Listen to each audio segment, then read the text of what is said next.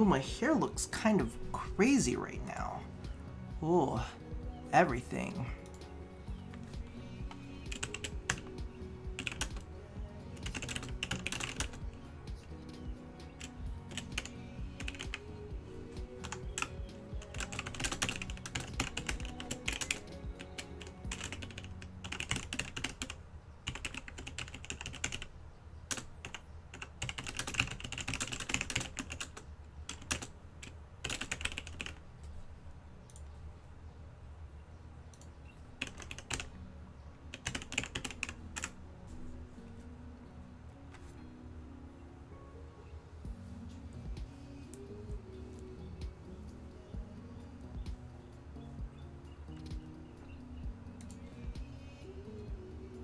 So you weren't crucified at the barbecue. Is there a way to get crucified at the barbecue? Jesus.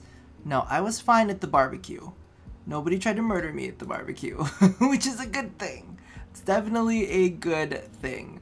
I just need to get everything set up. Hey, what's going on, Kid Daniel?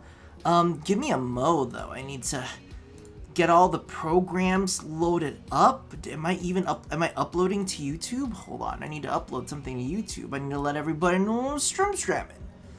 What do you think we're gonna do? And I can hear my my mac and cheese in the background getting ready to be made. Oh, let's just hit public and then let's just do daddy. To live streaming now.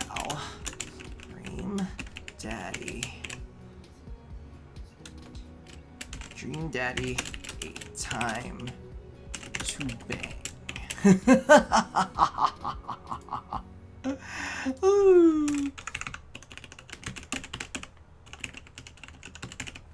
Alright, so that'll go live when that goes live. Huzzah! Will I be your dream daddy? I hope. I'm not.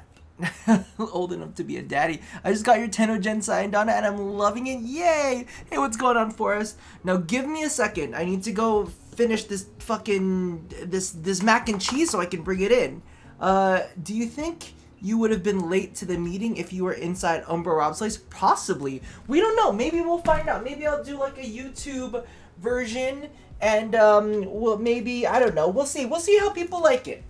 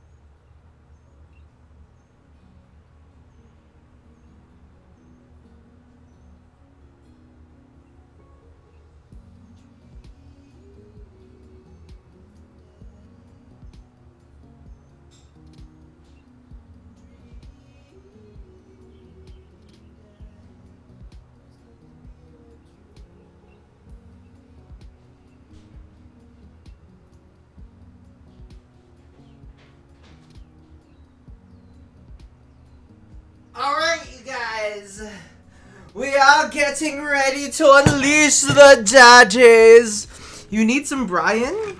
I wouldn't be opposed to Brian.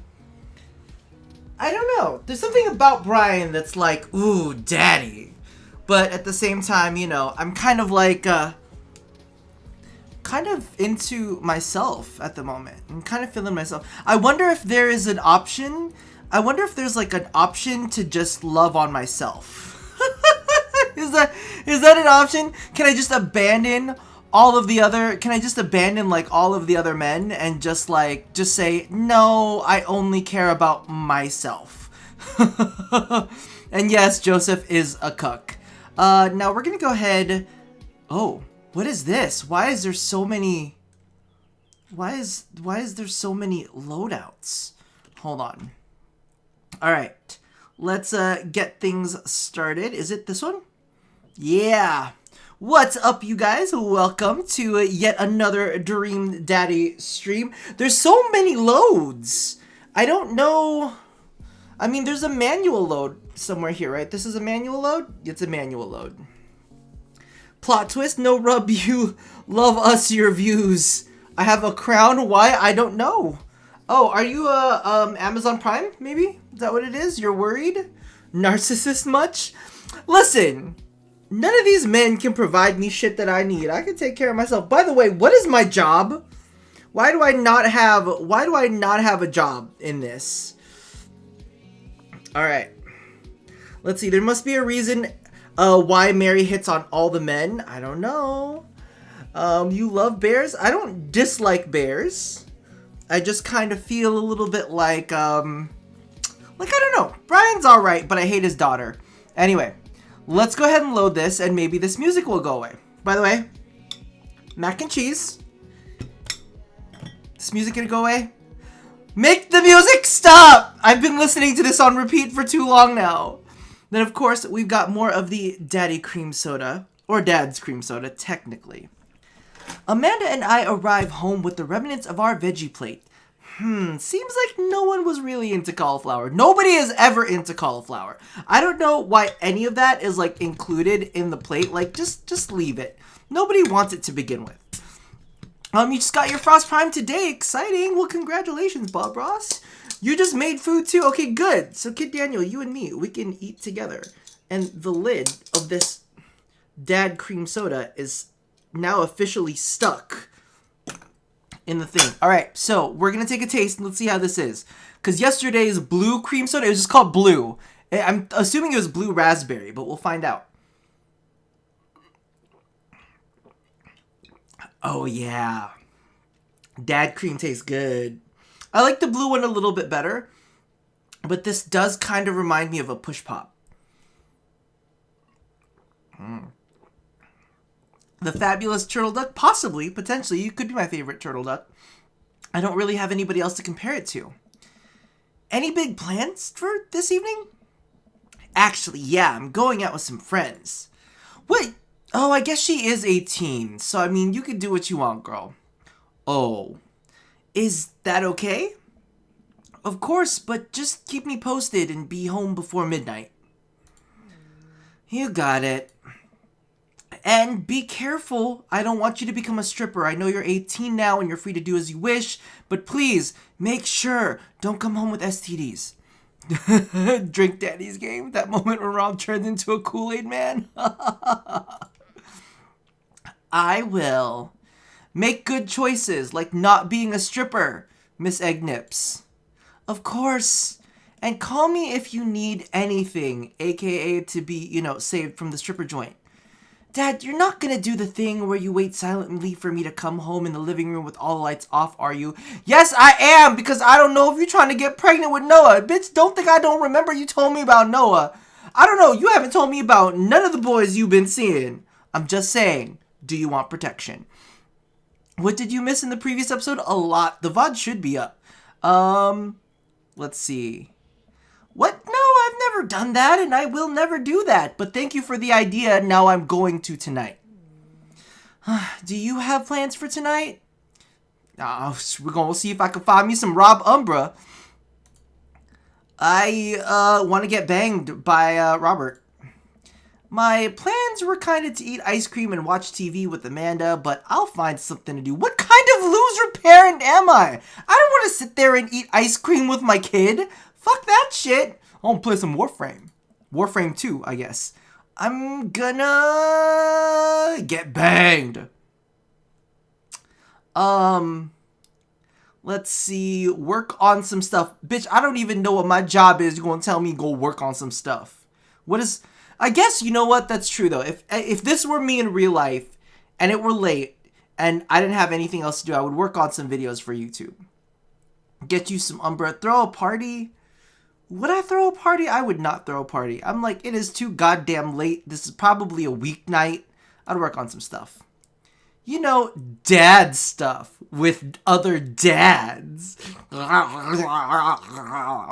ice cream is the bonding food. Rob, you're already a beautiful loser. I'm just relaxing tonight. Have fun, okay? And by relaxing, we mean my anus. Great. See you later. Thank you for your support. Thank you for your support. I watch Amanda drive off into the night. I really do hope she has fun, because I'm about to have some myself. Whoop, whoop, whoop, whoop, whoop, whoop.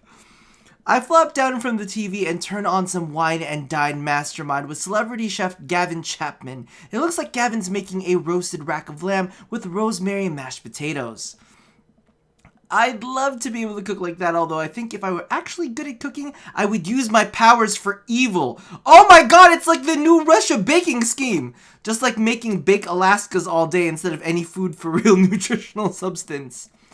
Man, Gavin Chapman just caught that thing on fire, but he meant to do it! What a professional! I lose track of time as I blaze through several episodes of Wine and Dine Mastermind, and also one episode of some cooking show called Meat Hell. Meat Hell? It sounds like a porn! Like a big old bukkake. Sorry. Sorry. I'm not even sure what that one was about. Just a lot of yelling! It's just like a bukkake. I glance at my watch. Man, it's almost midnight. I should check in with Amanda. I send a text. Hey kiddo, you good? Bitch, she ain't gonna text you back. I wander into the kitchen as I wait for a reply. Amanda's phone is almost always in her hand, so I'm sure she'll respond soon. Unless she's driving home now, in which I hope she doesn't respond soon, because I definitely taught her better than to text and drive.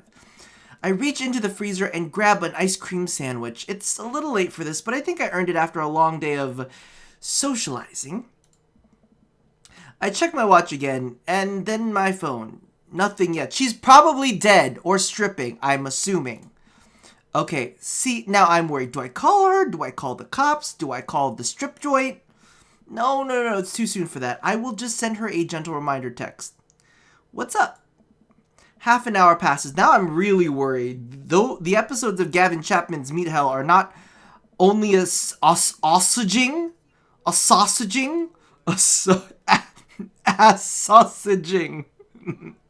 but possibly exacerbating it with all of the yelling. I keep pacing around the house waiting for her to come back. Ass sausaging sounds like a porno too. Hey, what's going on, cute arsonist?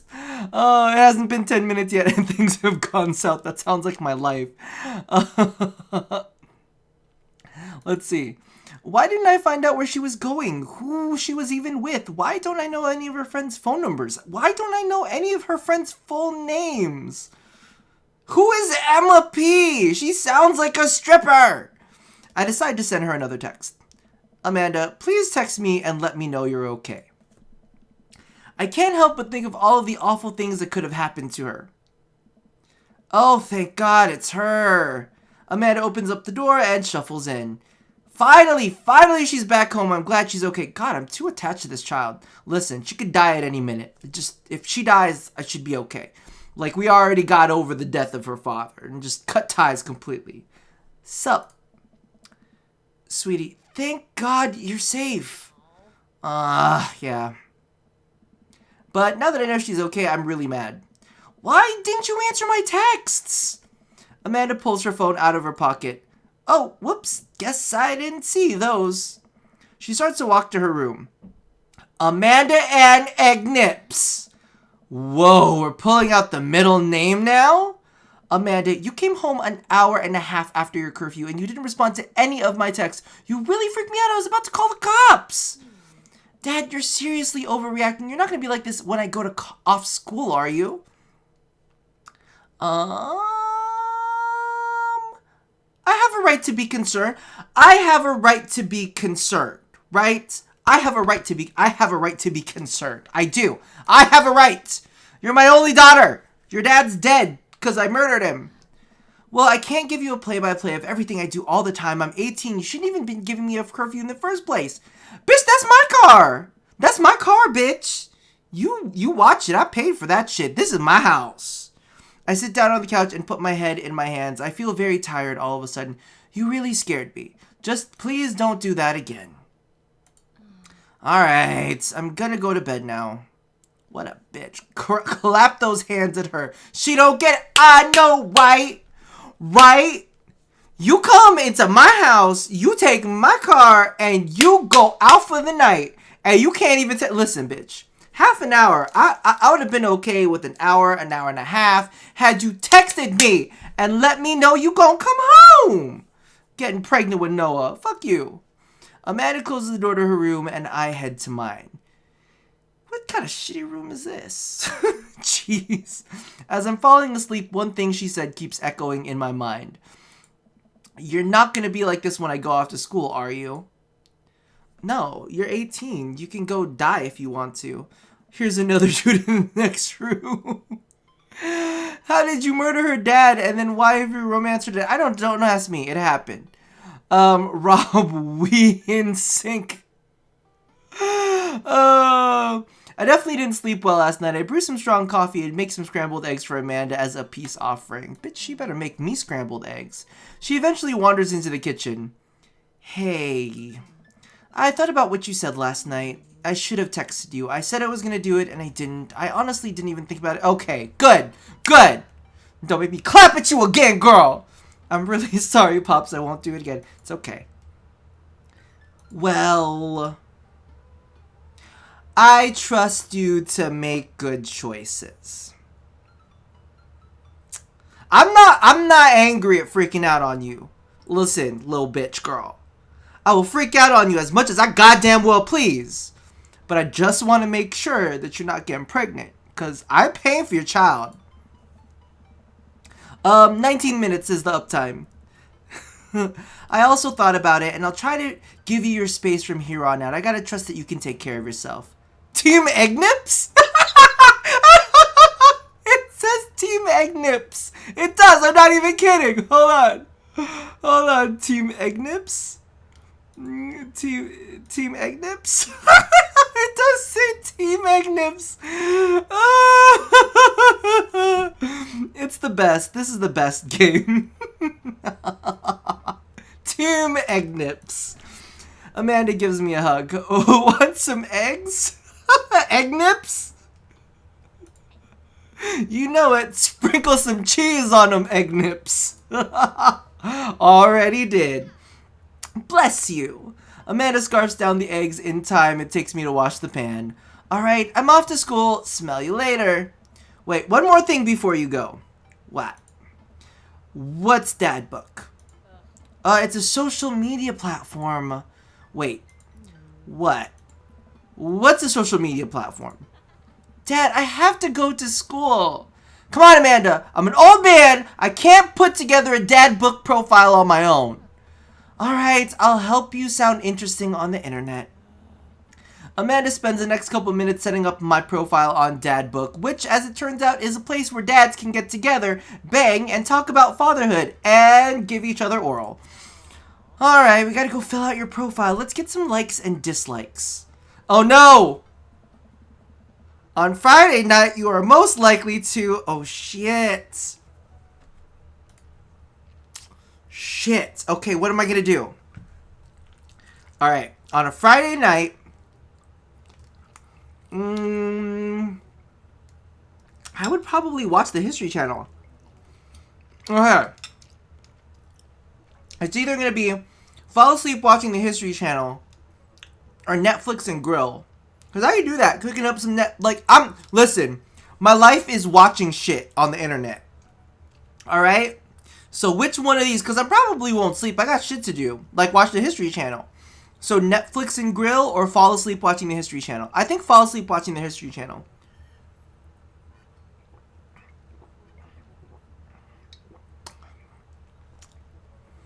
Robbie on Animal Planet? History Channel? I think it does have aliens.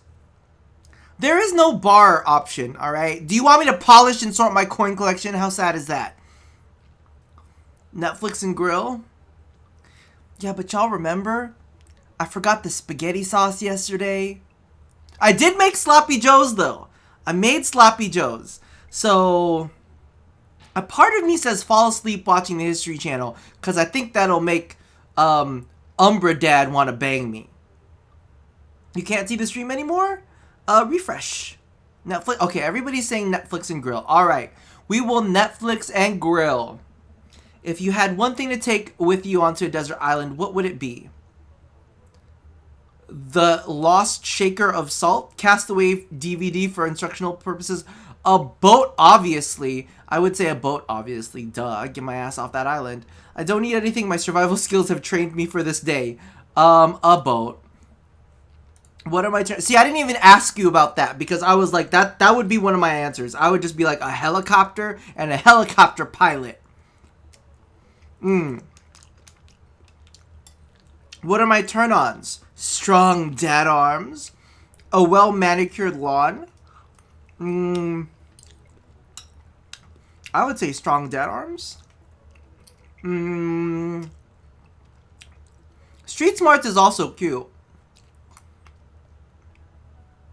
Top tier grillmanship might be a thing. But, no long white socks. Dad arms. Okay, dad arms. Right, we're all... Shoulders, I know, I'm a shoulder man too. But I'm gonna say strong dad arms.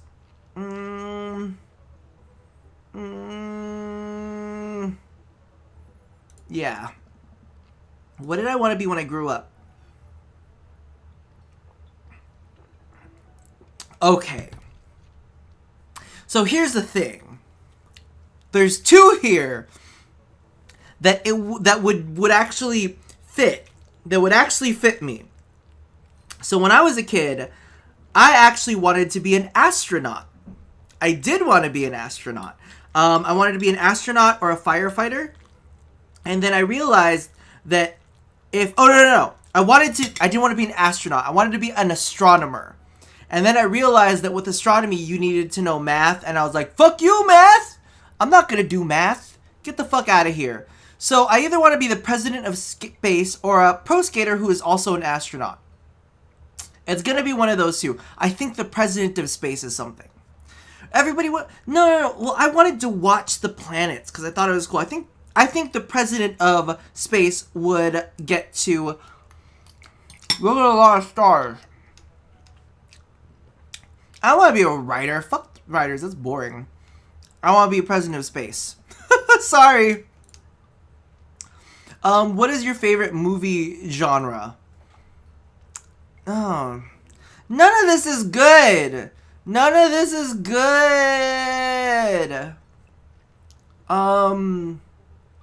Where's the one where things blow up?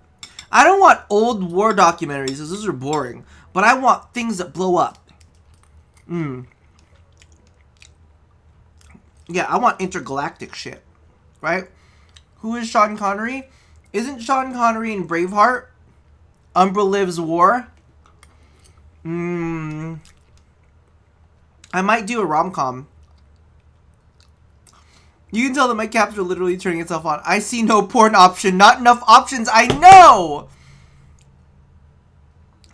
Yeah, but war documentaries are different. War documentaries are not action. It's not action.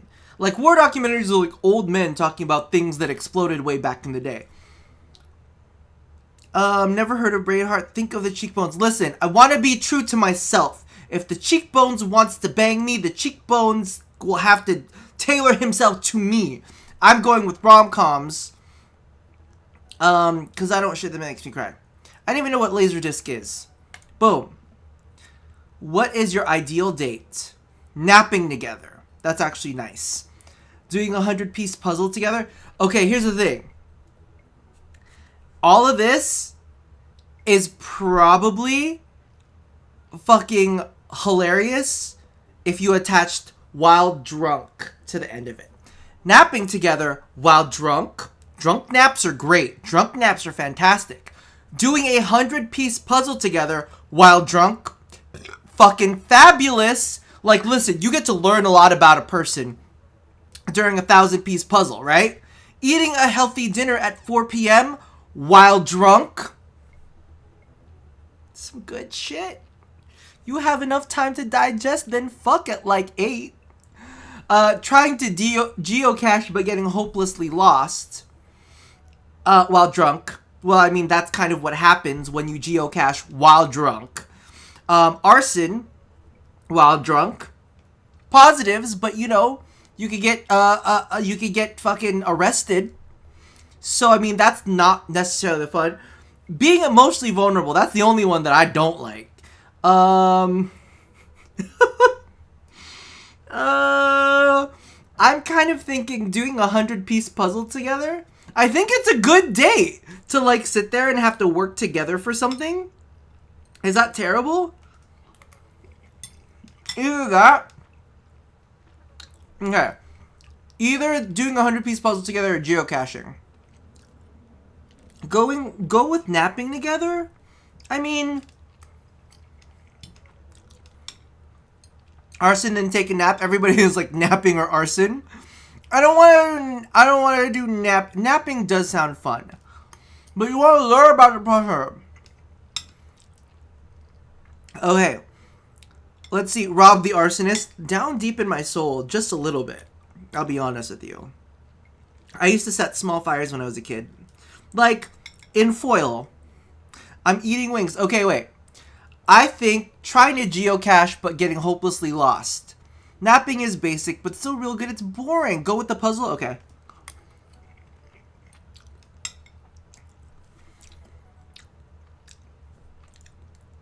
Listen, I'm still trying to decide. Nobody's giving me... I think a 1,000-piece puzzle would be fun if you're with a person that is fun. And that's the thing.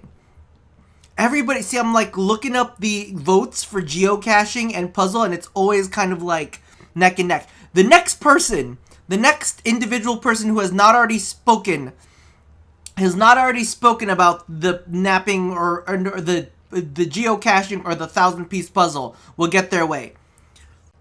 Pick puzzle. Yellow Trickster. Wait, did Yellow Trickster say anything? Nope. Yellow Trickster, we're going with the puzzle. We're going with the puzzle. What do you never leave the home without? My sick vape.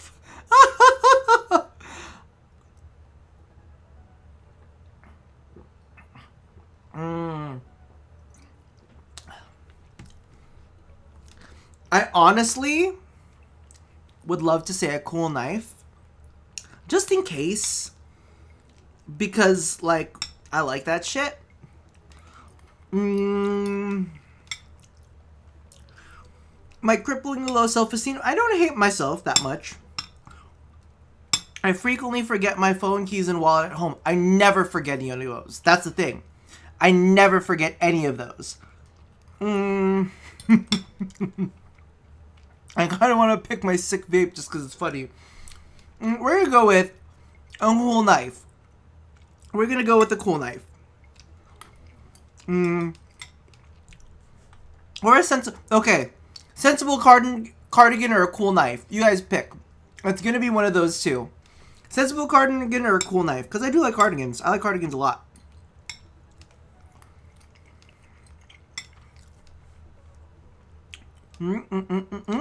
I see one with cool knife. I see two with cool knife. I see three with cool knife. I think that's enough for me to say cool knife. We're going to go with the knife. Think about it. We talked about grilling, a cool knife, a boat. Okay, spend a lot of time thinking about potential ends of the world. Totally. No, potential ends of the world. That's like a for sure thing. See, that wasn't so bad. Yeah, that was actually kind of fun. I could totally spend all day on here just looking at people's profiles. I'm gonna, do a print screen. Oh, quack, quack. You should message one of them, or more than one of them. All of these dads seem pretty interesting. AKA, they have massive dongers. Okay, I promise I will make some friends. Amanda gives me a hug. Go get him, Dad. And when I say that, I mean put him in your butt. Oh! What do? Do I just click on one? So Craig's my friend. I'm friend zoning you, Craig. You, sir, are dangerous. Both of you two are dangerous. You seem like a safe option, but I'd have to ruin a marriage, which I'm not sure about. So let's go with cheekbones. Umbra Rob. Oh, I'm just browsing. Whew, thank God. When the internet gains sentience and decides to destroy us all, you'll know it! Uses information against us! I knew it! I knew it! You and me both. I'm thinking the same thing. Make it on a Friday night, you're mostly likely to make a deal and anyway have it go badly. Who's the cop? Was it Giassimo? I trusted Giassimo. Alright, what are your turn-ons? Don't talk to me. What did you want to be when you grew up? A grifter? Italian neorealism. What the fuck is that shit? Would you never leave the home without never 4 knives? Ooh. Alright, we're gonna go back real quick. We're gonna check out Mr. Man. Perfect cold brew setup. Fine-tuned capacity with... See, here's the thing. He is like... Oh, what's your favorite movie genre? Shit with subtitles. Eliminated. Eliminated. Eliminated. You and me can never watch movies together. Fuck off. What's your ideal date? Go to the animal shelter and seriously consider adopting a cat. I love cats. Oh, I spend a lot of time thinking about where did writing commas into song titles come from and where did it go? Can we all just agree it's a bad idea? Okay, you're a little too fancy-pantsy for me. All right? Let's check out Mr. Joe. Lead the community in a fun mixture. My 6 string. Aww.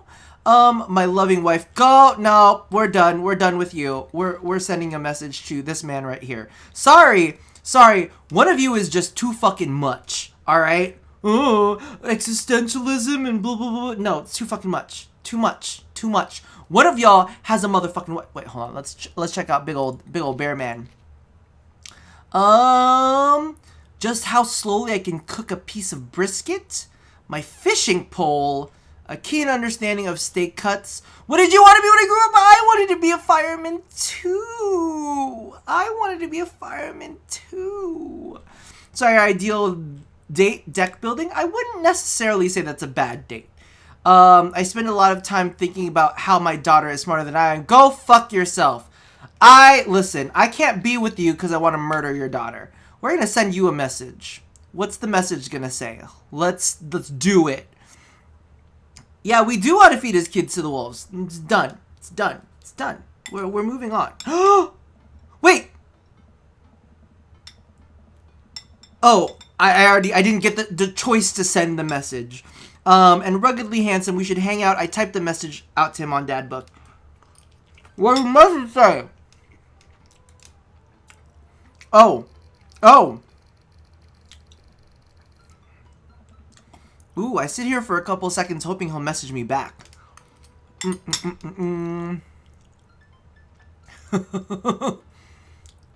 If you went to the club earlier, he offers you to go to his place. Oh well.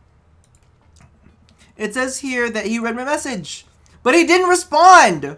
What a bitch. Watch cat videos on the internet. I was doing that earlier.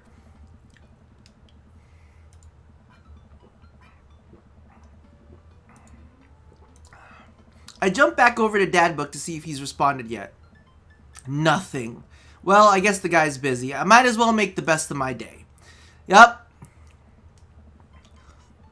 Exiled sir, how many times are you going to say that? I caught that occasionally, and I'm like, he's just repeating the same thing over and over again.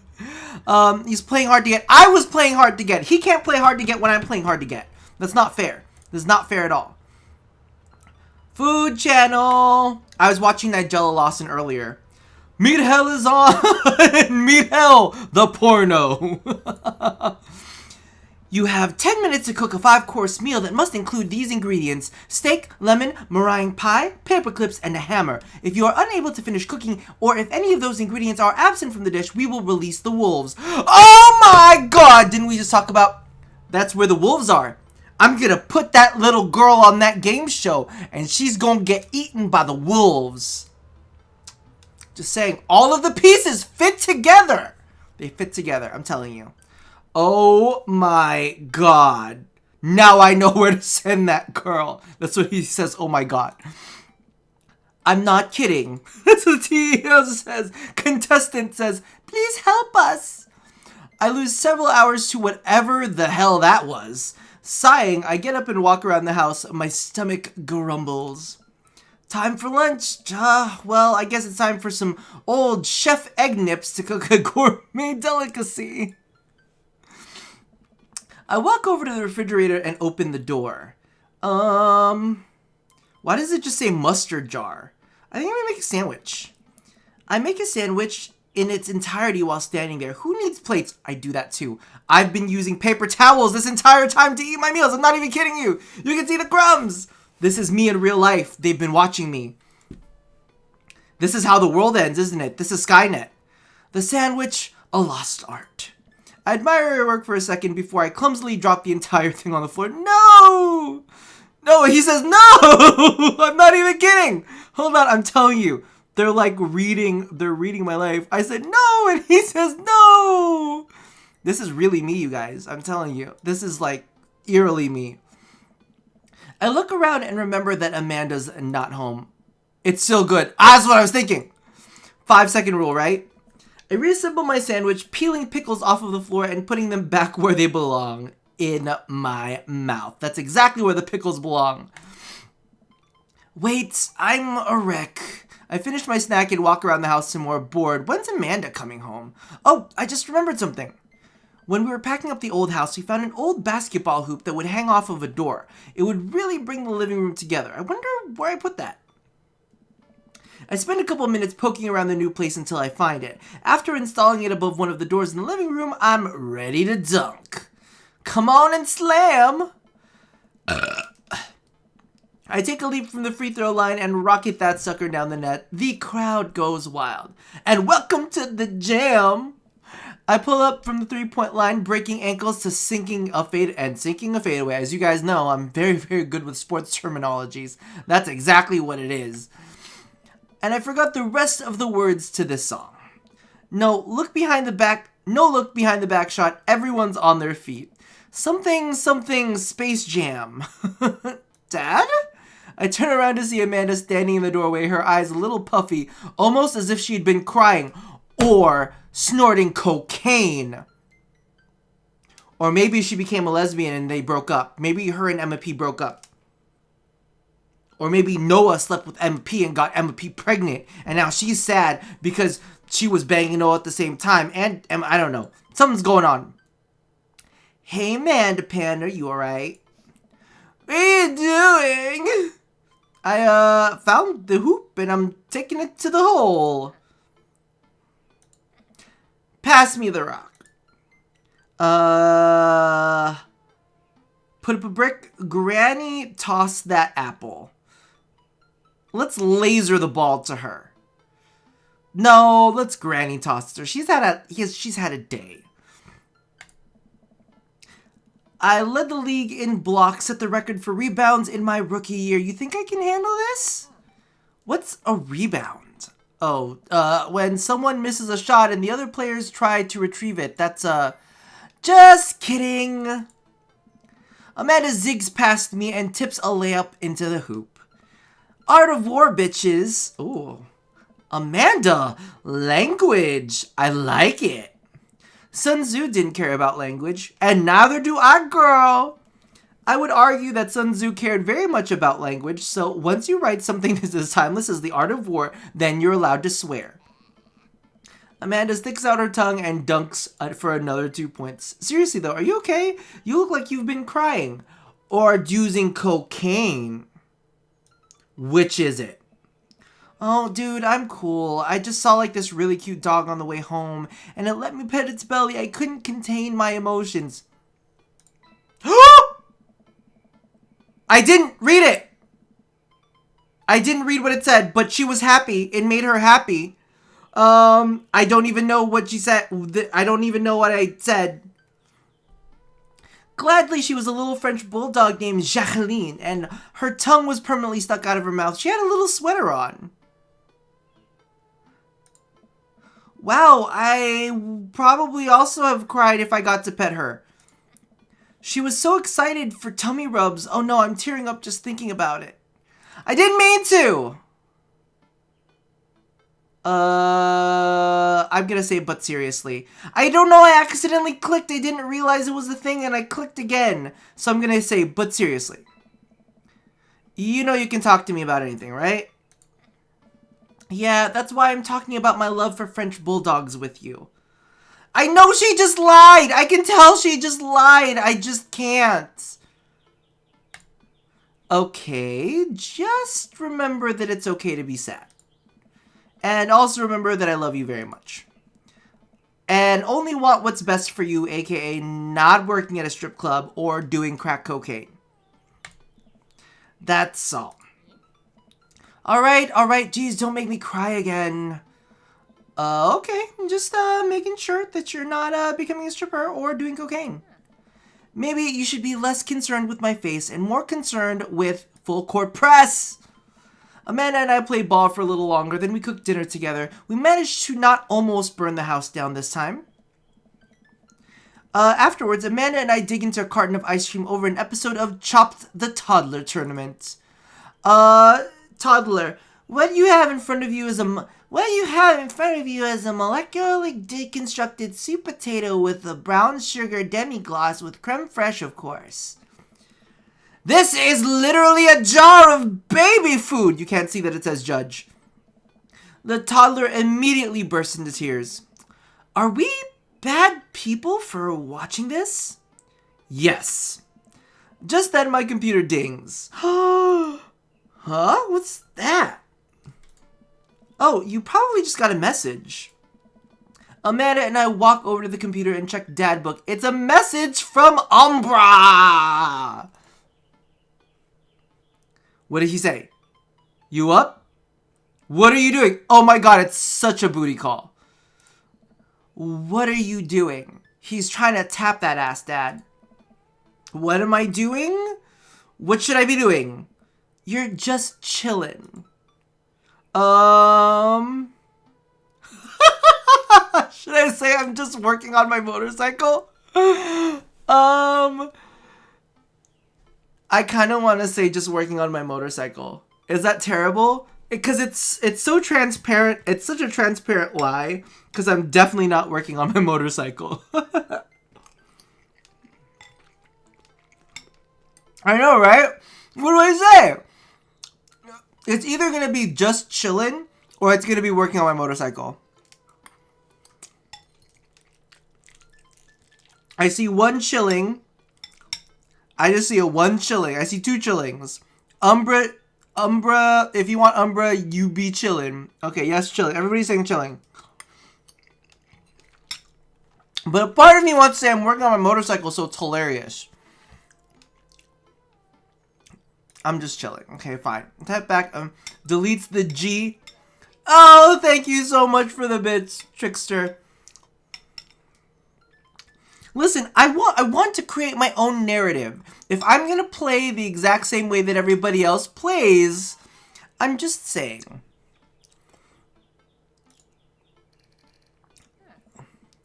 It'll make you look cooler. A couple moments pass by. Another message pops up. All right, we're on the train. We're on the train. Want to grab a grade? Hey, that means he wants to hang out and put his dick in your ass. I know what that means, Amanda. But it's kind of late. Come on, Pops, live a little. I am living with ice cream and traumatized toddlers. Well, it's your life, but I think you'll have a lot of fun tonight if you're trying to get to know the neighbors better, aren't you? Ugh, fine. I type back a message to Robert asking him for details, and he tells me to meet him at Jim and Kim's. Well, don't wait up for me. I never do. Throw on a nice jacket and run out the door. It's only a short walk to Jim and Kim's, and it's a beautiful night. I know, he wants that late night booty call. That's what he wants. I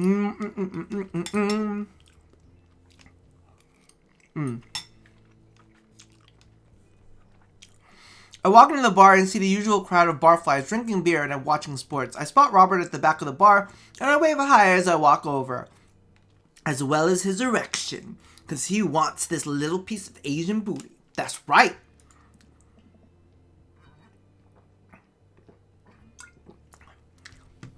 Oh. Hey, man, how's it going? Hey, buddy.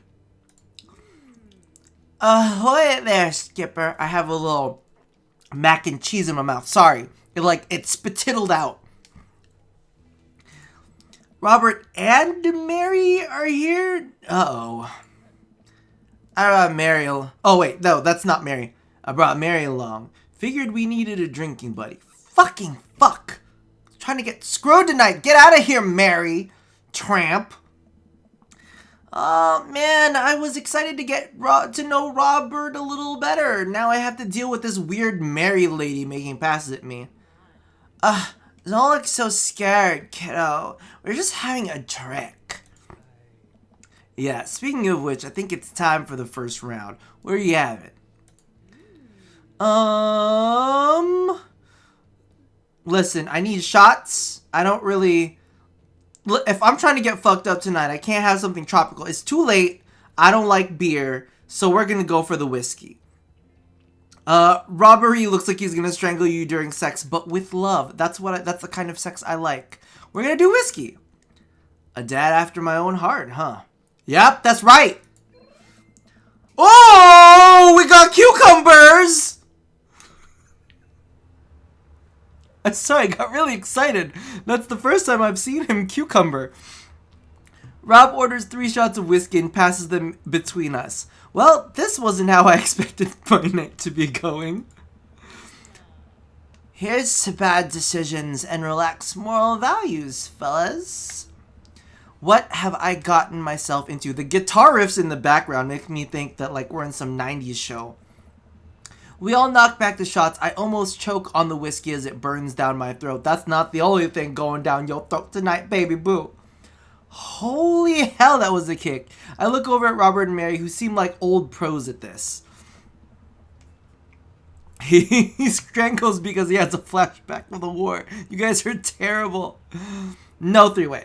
Rob grabs his jacket and throws it on. Let's get marching. What? The night's young, Chief. Come on. We're bar hopping. Oh, alright. We leave the bar and start walking down the street. I still don't know this area of town very well, so I just follow Robert. So where are we headed? Irish Hour Drinking. It's an Irish pub. A good pun is the whiskey to my heart.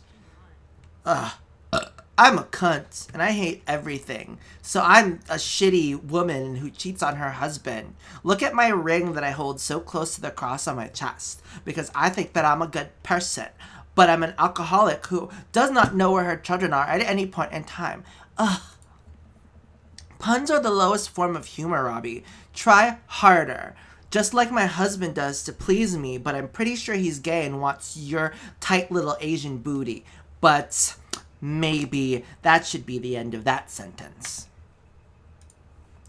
Ouch, am I gonna be the butt of the joke all night? Jesus, Mary, put your fangs away for a second. I don't want to bang you, he doesn't want to bang you, so don't be a bitter old cunt.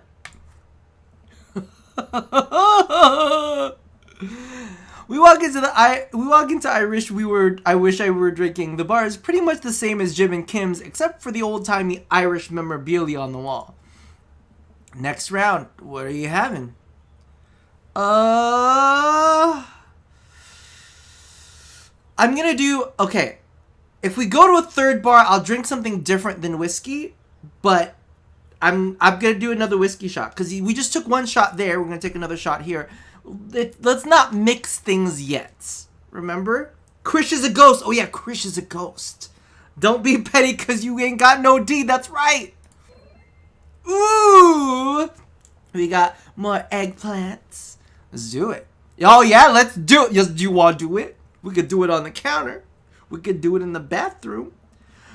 Robert orders 3 more glasses of whiskey, and we post up in a garish green booth. Mary slides in and sidles up. Sidles? Sidles? Is that a word?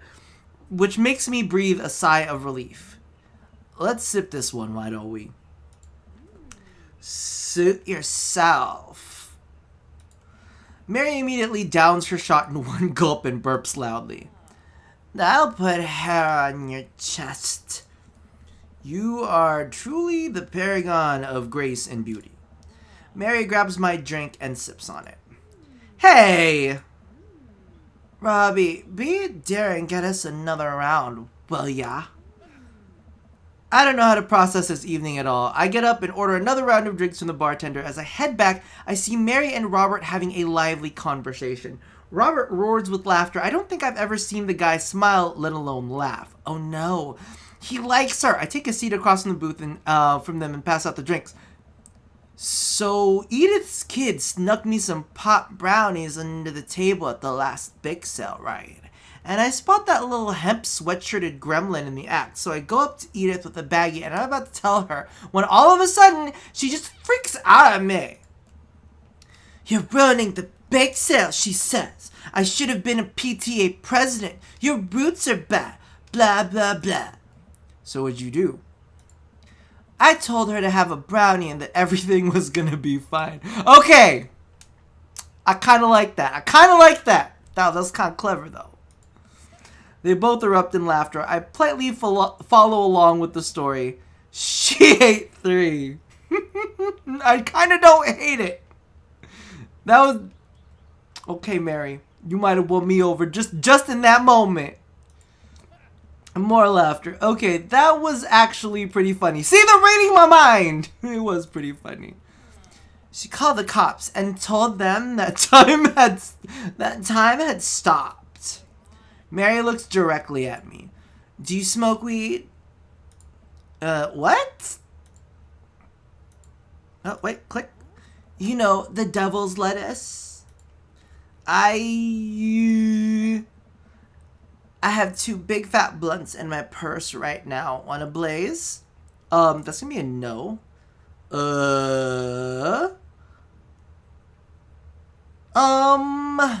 I just want to be like no, because that's not like a thing that I do. I don't want to be like what no. Technically you can't say I'm a law-abiding citizen because I'm in California. So technically, I want to say like no, but I don't know. I'm not into it. My daughter's gonna smell pot on me, and I'm not really. I'm gonna say what no. I'm not gonna say I'm a law-abiding citizen because that makes me sound like a fucking asshole.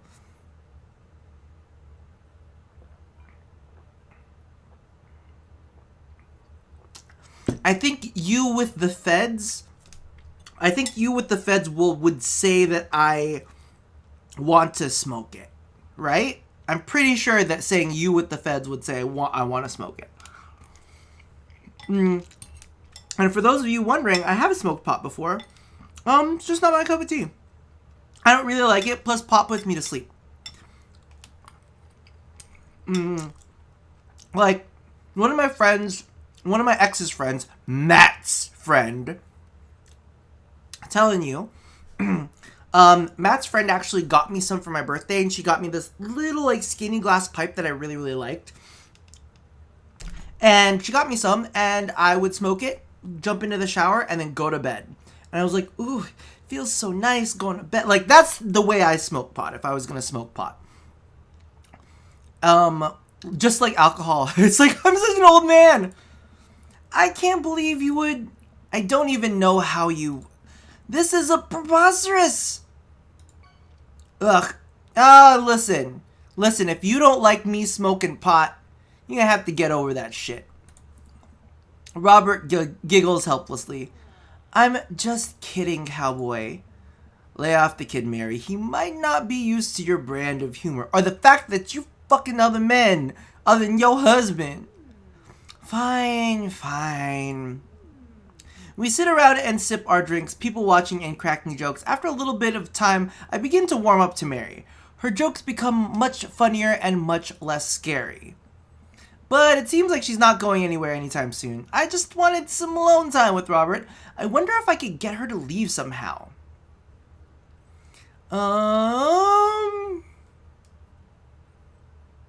Okay.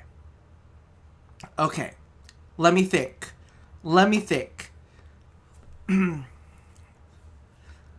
Huh. How are we going to do this? I'm really tempted to say, could you get the next round? Because, number one, she goes, I can proposition Robert, and that gives us just enough time to kind of like feel it out. And if things go wrong, then I could go ahead and get myself another drink. All right? The wine is the blood of her dead son. Now, if I say, isn't Joseph wondering where you are? That might be a little cunty. That might be a little, like, right? But I feel like if you could get the next round, she might find a man at the bar. Right? Right? That's what I'm thinking. Pull her weave off her head. That is terrible. You guys are the worst. I think I'm going to pick 3. I'm going to tell her to get the next round. Maybe she'll find a man at the bar, and at least I get a little bit more alcohol, right? You trying to ditch me? Bitch, please. Bitch, please. You told me a second ago to go grab a round. Now it's your turn, cheap-ass hooker. I know. Because if you're trying to ditch me, you can just tell me to scram. What a bitch. No. It's fine. Robbie wants alone time with his new best buddy, Robert. Read you loud and clear. The wingman breaks formation to pursue their prey. Now, if you fellas will excuse me, Mary needs to sink her teeth into a helpless boy. Go with God. Nice seeing you. Deuces, nerds. Mary gets up and saunters over to a younger-looking guy at the bar. She grows on you. Does she, though? I feel like she kind of delights in making men suffer. Well, she does. But what about her and Joseph? What about him? You know, they're married, and she definitely tried to get in my pants the other night, and I gestured to her across the bar where she's making goo-goo eyes at that young guy from before. He looks like he's being held hostage. That's just a thing she does. She's harmless. Tell that to the boy she's hanging off of. Poor kid looks like he's seen war. Rob lets out a hearty laugh. Hey, I got him to laugh. Aw, man, you know, I begged you for one of those straight-laced types. Oh, don't worry, I got pretty wild back in my day. I was in a ska band. Still got a little wild in you? Why is that in all caps?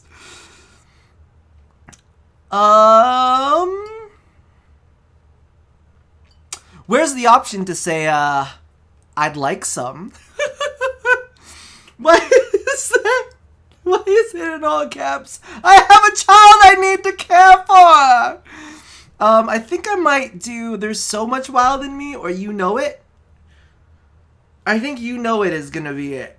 Because There's So Much Wild in Me sounds kind of cheesy. Okay. Just suddenly scream, I have a child I need to care for. Okay, because There's So Much Wild in Me sounds really, like, cheesy. I think just saying You Know It is straight and to the point, and I'm like, it's time to bang. Oh! Rob orders a couple more rounds of shots. I gulp. What am I getting myself into? Think you could go shot for shot?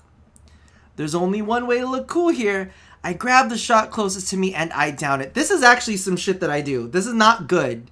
If a guy that I like asks me to drink, I cannot say no.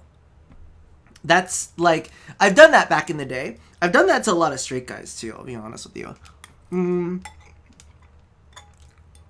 There's been a lot of guys that have bought me shots and I've bought them shots. Here's the thing. If we're at a bar and a guy asks to buy me a shot, I will always buy a shot in return. So we'll always be doing 2 shots no matter what. And whatever his first shot is, I will always try to get a shot of a higher alcohol content to kind of be like, yeah, look at me, I'm so manly. Fill me with your exotic jungle tree branch. That's one. So, what do I even talk about? He's so cool and probably hates small talk. So how are things? I hate small talk. Okay. Too many people, and this isn't necessarily you, but too many people think that they have to fill the dead air with noise. Personally, I think they're afraid of the silence, or they're afraid of what the other person is going to think of the silence. If you want some unsolicited advice, just learn to be comfortable with silence. Nothing wrong with 2 people sitting in silence drinking whiskey. Oh, alright. Robert and I sit in silence and drink whiskey. I take in the rest of the bar patrons laughing, playing darts, spilling beer, Mary giving the hard sell to that young man, the young man pretending he got a phone call from one of his friends. Maybe silence is nice sometimes. So you ever kill a man? Yup! My husband! I mean, excuse me? How did you know?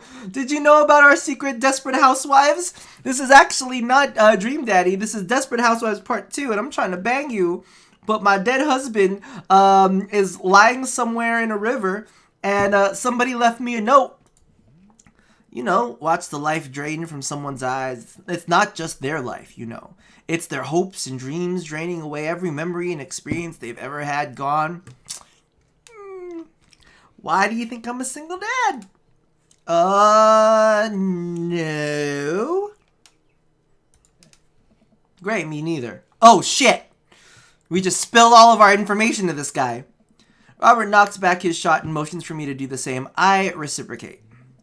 I'm just messing with you. Relax. I laugh nervously. Or am I? I laugh nervously again.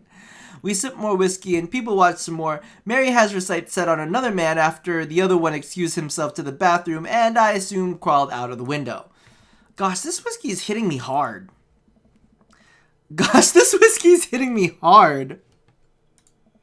You betcha. Robert gets up out the booth, shouldering his jacket. Let's roll. Sorry, whiskey, inside voices. Let's roll. Wait, what about Mary? Brother, Mary is gonna be just fine. She's a big girl. She's a big, slutty girl. I look over at Mary, who's lying on the bar in front of some poor sap. She's singing happy birthday to him while he insists it's not his birthday. We make our way out of the bar and back onto the street. I'm trying my hardest not to stumble, but man, that sidewalk is just humming right at me. I hope Rob doesn't notice me tripping over my own feet like this is the first time I've ever been drunk. Where to? You'll see. You better not take me to a crack den. I follow Robert through the street lamp spotlights until we eventually arrive at a rundown strip mall. There's a beauty salon, a sex shop, a computer repair store that looks like it's been closed for 10 years, and finally, a liquor store. More alcohol? Okay, wait here. I'll be right back. After a minute, Rob returns with 2 wine bottles in brown paper bags. He hands one to me. White wine, I hope. Cheers. He sits on the curb and drinks. He motions for me to do the same. This is really not where I expected to go. I take a sip.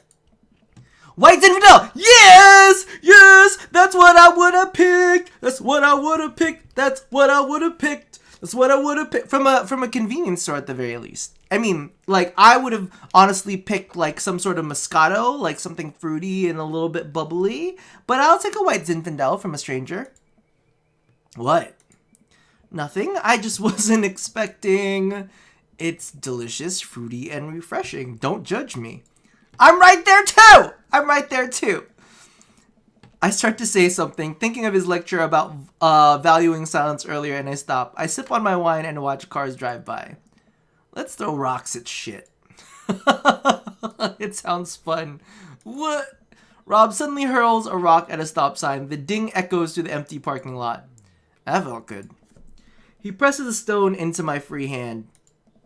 Now you try. I don't know. With feeling. I look at the rock in my hand and I look at the stop sign, back at the rock, back at the stop sign. I know what has to be done. I'm not gonna say I got a problem with authority. That's stupid. I would say this one's for you, Pappy. I'm going with this one's for you. I don't got a problem with authority. I'm picking this one. This one's for you, Pappy. For Pappy. Oh, shit! I have unresolved resentment towards my father, and I'm gonna express it through property damage. Yeah! Arrow the rock at the sign. It sails over the stop sign right into the window of a parked car, leaving a crack. Oh no, we gotta go. Dude, run. I leap up and dart into the nearest alley, wine in hand. I can hear Robert's footsteps behind me. After I'm sure I'm far enough away from the cracked window that I am no longer culpable for this heinous crime, I stop to catch my breath. I don't like the fact that we're in a dark alley. I don't think this is right. I don't really want fuck here. Maybe we strike rock throwing from the to-do list. Agreed. Suddenly my stomach growls. Oh man, I'm starving. Yes, the drunk hunger! The drunger has struck! I'm right there with you. Could we go to like a Jack in the Box? I could really go for some curly fries.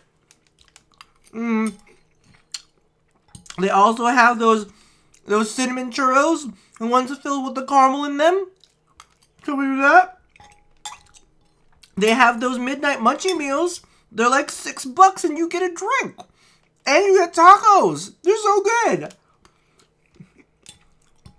I'm into that. Are you feeling drungry too? Let's get pizza. Let's get pizza. I can't argue with that.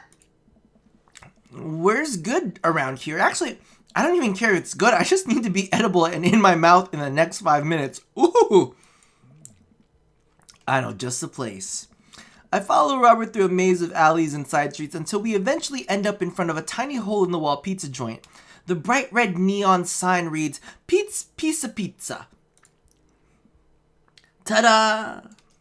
I can see a few exhausted-looking workers behind the counter tossing dough and pulling piping hot pizzas right out of stone ovens. My stomach rumbles again. Get a whole one! If you love me, you'll get me a whole one. And if you get me a whole one, we can fuck for the next month and we'll be okay. We go up to the counter and get ready to order. Can I get 2 slices of Hawaiian? Oh wait, Robbie, you're cool with pineapple on? Yes, I am! I just had pineapple on my pizza! I did! I have the carton outside! Oh, listen. This is a match made in heaven. He got the cheekbones. He got the jacket. He got the big old hands. Yeah, we're good. Of course! We wait a minute for our pizza to come out the oven. I'm practically drooling at the smell. The cashier hands us each a giant slice on a paper plate, so saturated with grease that I'm worried it will fall apart. We take our pizzas outside and wander through the alleyways as we eat.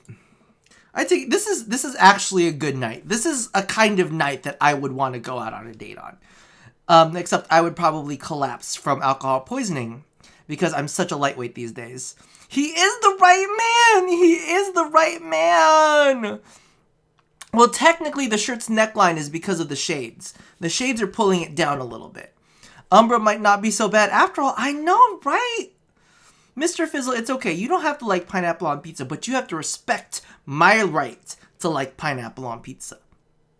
Alright? Pineapple is truly the best pizza topping. Not quite. I like red onion. And I like red onions on my pizza. I also like, I like pineapple. I do like chicken. I like a lot of things. You said it. Man, I feel way better now. You and me both. We hear noise coming out of a slightly ajar door in the alleyway. Robert looks at me excitedly. Please, please don't live in the alleyway. Please, Robert, don't live in the alleyway. Please don't live in the alleyway.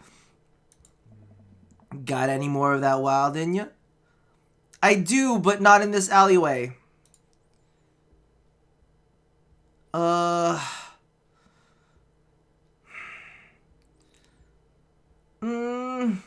Okay, a part of me wants to say I love my daughter and I should go home and make sure that she's alright. That bitch will be okay, though. I think I'm just gonna go with you betcha. Yeah, I'm not tired. I'm gonna be fine. I'm gonna be fine. I know my daughter's gonna be okay. Okay, we can't miss our chance. Everybody's like, you...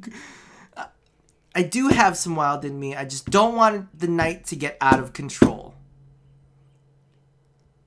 I have a child and I need to parent her in all caps again.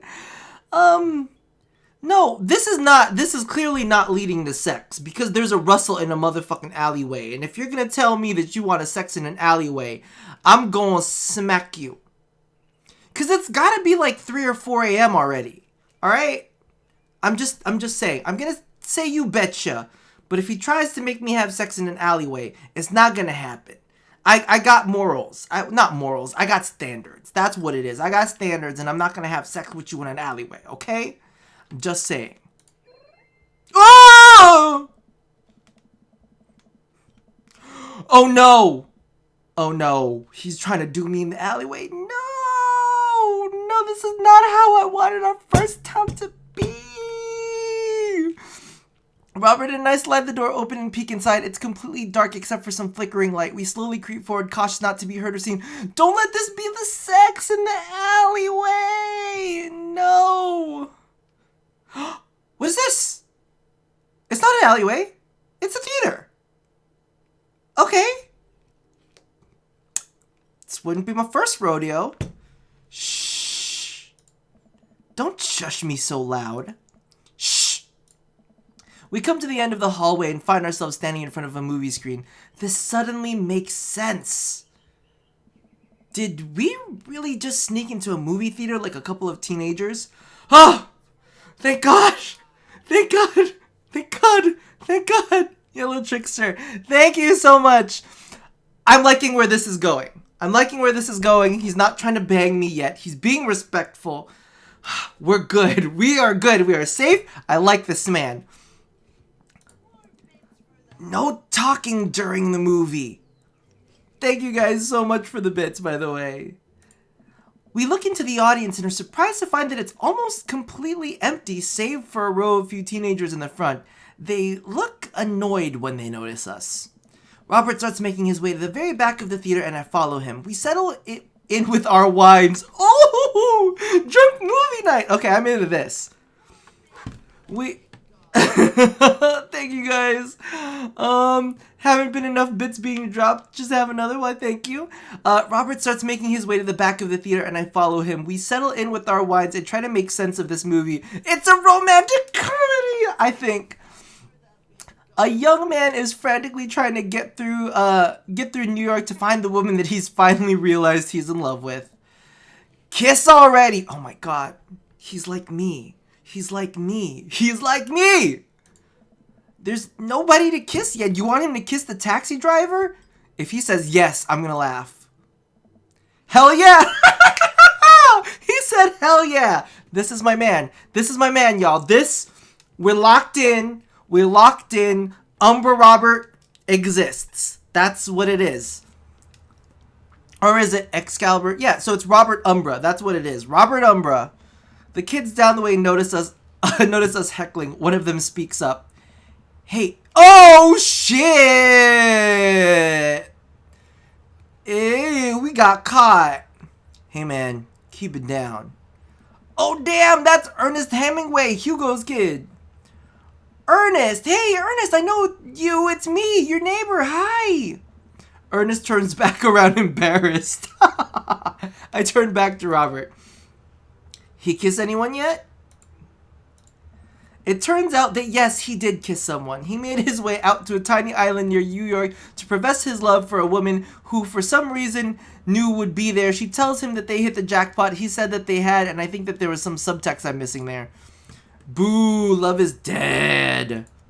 Shut up, it's beautiful. No, you shut up. Ernest grumbles. The credits start to roll. I stand up. Robert immediately pulls me back down. Uh-oh. Hundreds of people worked very hard to make this film happen, and you're just gonna sit here and appreciate them. Oh, okay. Okay. Look at that. Elizabeth Shelton. She worked really hard. I bet she did lots of good. Wardrobe design. Thank you, Elizabeth Shelton, for this beautiful film-going experience that we did not pay for, let me remind you.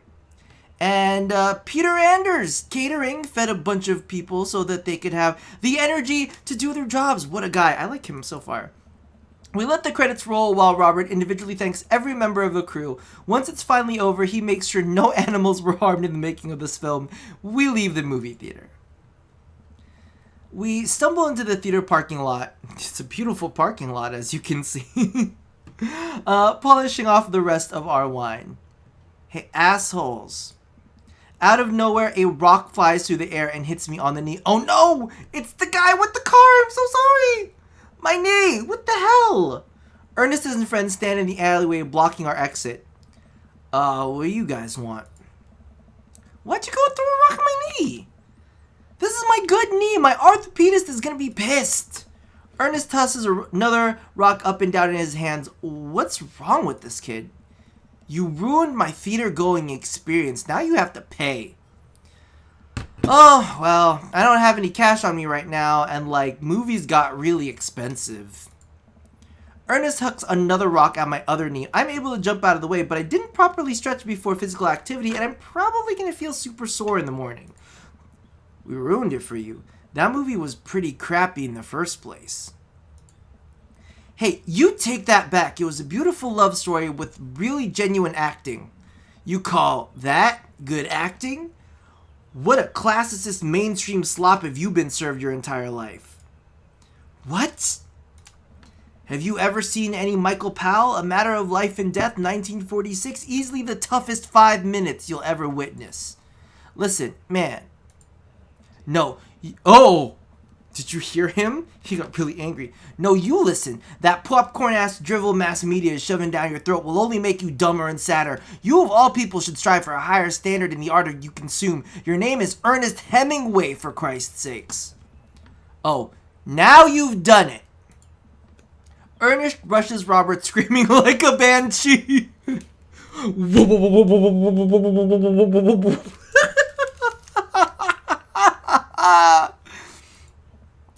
Ah! I dive between Ernest and Robert, trying to stop the kid. He lunges forward, kicking me as he can in the knee. Fuck my knee! Robert gets in between Ernest and myself as if he's seeing red. Fuck, my fucking knee hurts. Wrong Banshee, Rob. That's the only Banshee that matters.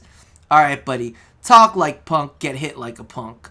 Rob squares up into a boxer's stance. Queensberry rules, 3-minute rounds with 1-minute rest in between. No low blows, fish hooks, J grabs, or high blows. What? And don't even think about pulling an illegal turnstile. That's an automatic deduction of 3 points. Yeah. You have to designate a second if you're going to be unable to fulfill your role as main duelist. One of your friends over there looks like he has enough youthful vivacity to handle it. Hey, man, I don't want to get dragged into this. That movie sucked. It's too late. You two were bloodbound. If he dies, you die. Sorry, I don't make the rules. Talk to Queensbury. We're just gonna go. Ernest and his friends warily back away. Rob calls after them. The Queensberry Association will hear about this and consume better content. Once the teens are safely out of earshot, Rob turns to me. Were you actually about to fight that kid? Are you kidding me? I would never hit a child. That would be despicable. You throw the rules at them, though, they're always bolt. Nobody wants a Queensberry sanction throwdown. But full disclosure, I made half of that up. Wow. See, you don't have to even know the rules. You just make them up. Come on, let's get out of here. You gonna kiss my knee to make it all better? Oh. Robert and I cool down a bit as we walk back into the neighborhood. I'm so sorry. I get really into the art of filmmaking when I drink. It's okay. I think it's cool how much you like movies. To be honest, I don't know a lot about them myself. Buddy, I got so much to show you. You ever see any Sam Fuller? I haven't. Fuller is cash. I want to say thanks for defending my honor. Or thanks for the adventure. It's one of the two. What, defending my honor or thanks for the adventure? What do you guys think? I think defending my honor might kind of fit the scene a little bit better. Thanks for the adventure maybe is probably a little... I'm going to say defending my honor. 3? Everybody's saying 3? 2? I don't like dinner in a movie. I'll probably go with 3. I think adventure. A part of me wants to say 1, honestly, though. But I'm thinking adventure. And you guys are all saying adventure? Alright, everybody's saying adventure. We'll go with thanks for the adventure. Because it was an adventure.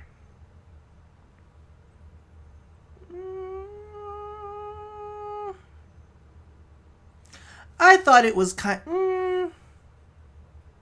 He didn't really defend my honor, did he? Because I feel like defending my honor... I think we're going to go... with 1. We're going to go with 1. Because it was kind of cute. And I want to kind of insinuate the fact that... like... it's like that. You know what I mean? Sorry, Milan. Oh, more cucumbers! It's a little strange when you say it that way, but sure, why not? Robert throws an arm around my shoulder and we drunkenly belt out tunes all the way back. We finally get to his doorstep. See? See? He's my man! This was an interesting night. I liked it. A smile forms on his cheek, a rare sight. Let's hang again soon? Yeah? Yeah. Oh! What was that? Oh, did I hit that button? I'm sorry. I linger there for a second, swaying drunkenly in the night breeze. Robert claps me on the shoulder. Night, bud. Bud? Bud? Bud? I'm just saying. Hey, what's going on, Pyro? How are you doing? Alright, so he's going home. My daughter's probably been there waiting for me all night. Date complete! There's points! There's points! I have dating points? Red gas!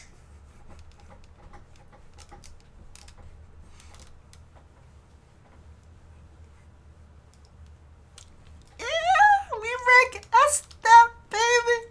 It is like, you know, it is like D, C, B, A, S, right? S is like the best, right?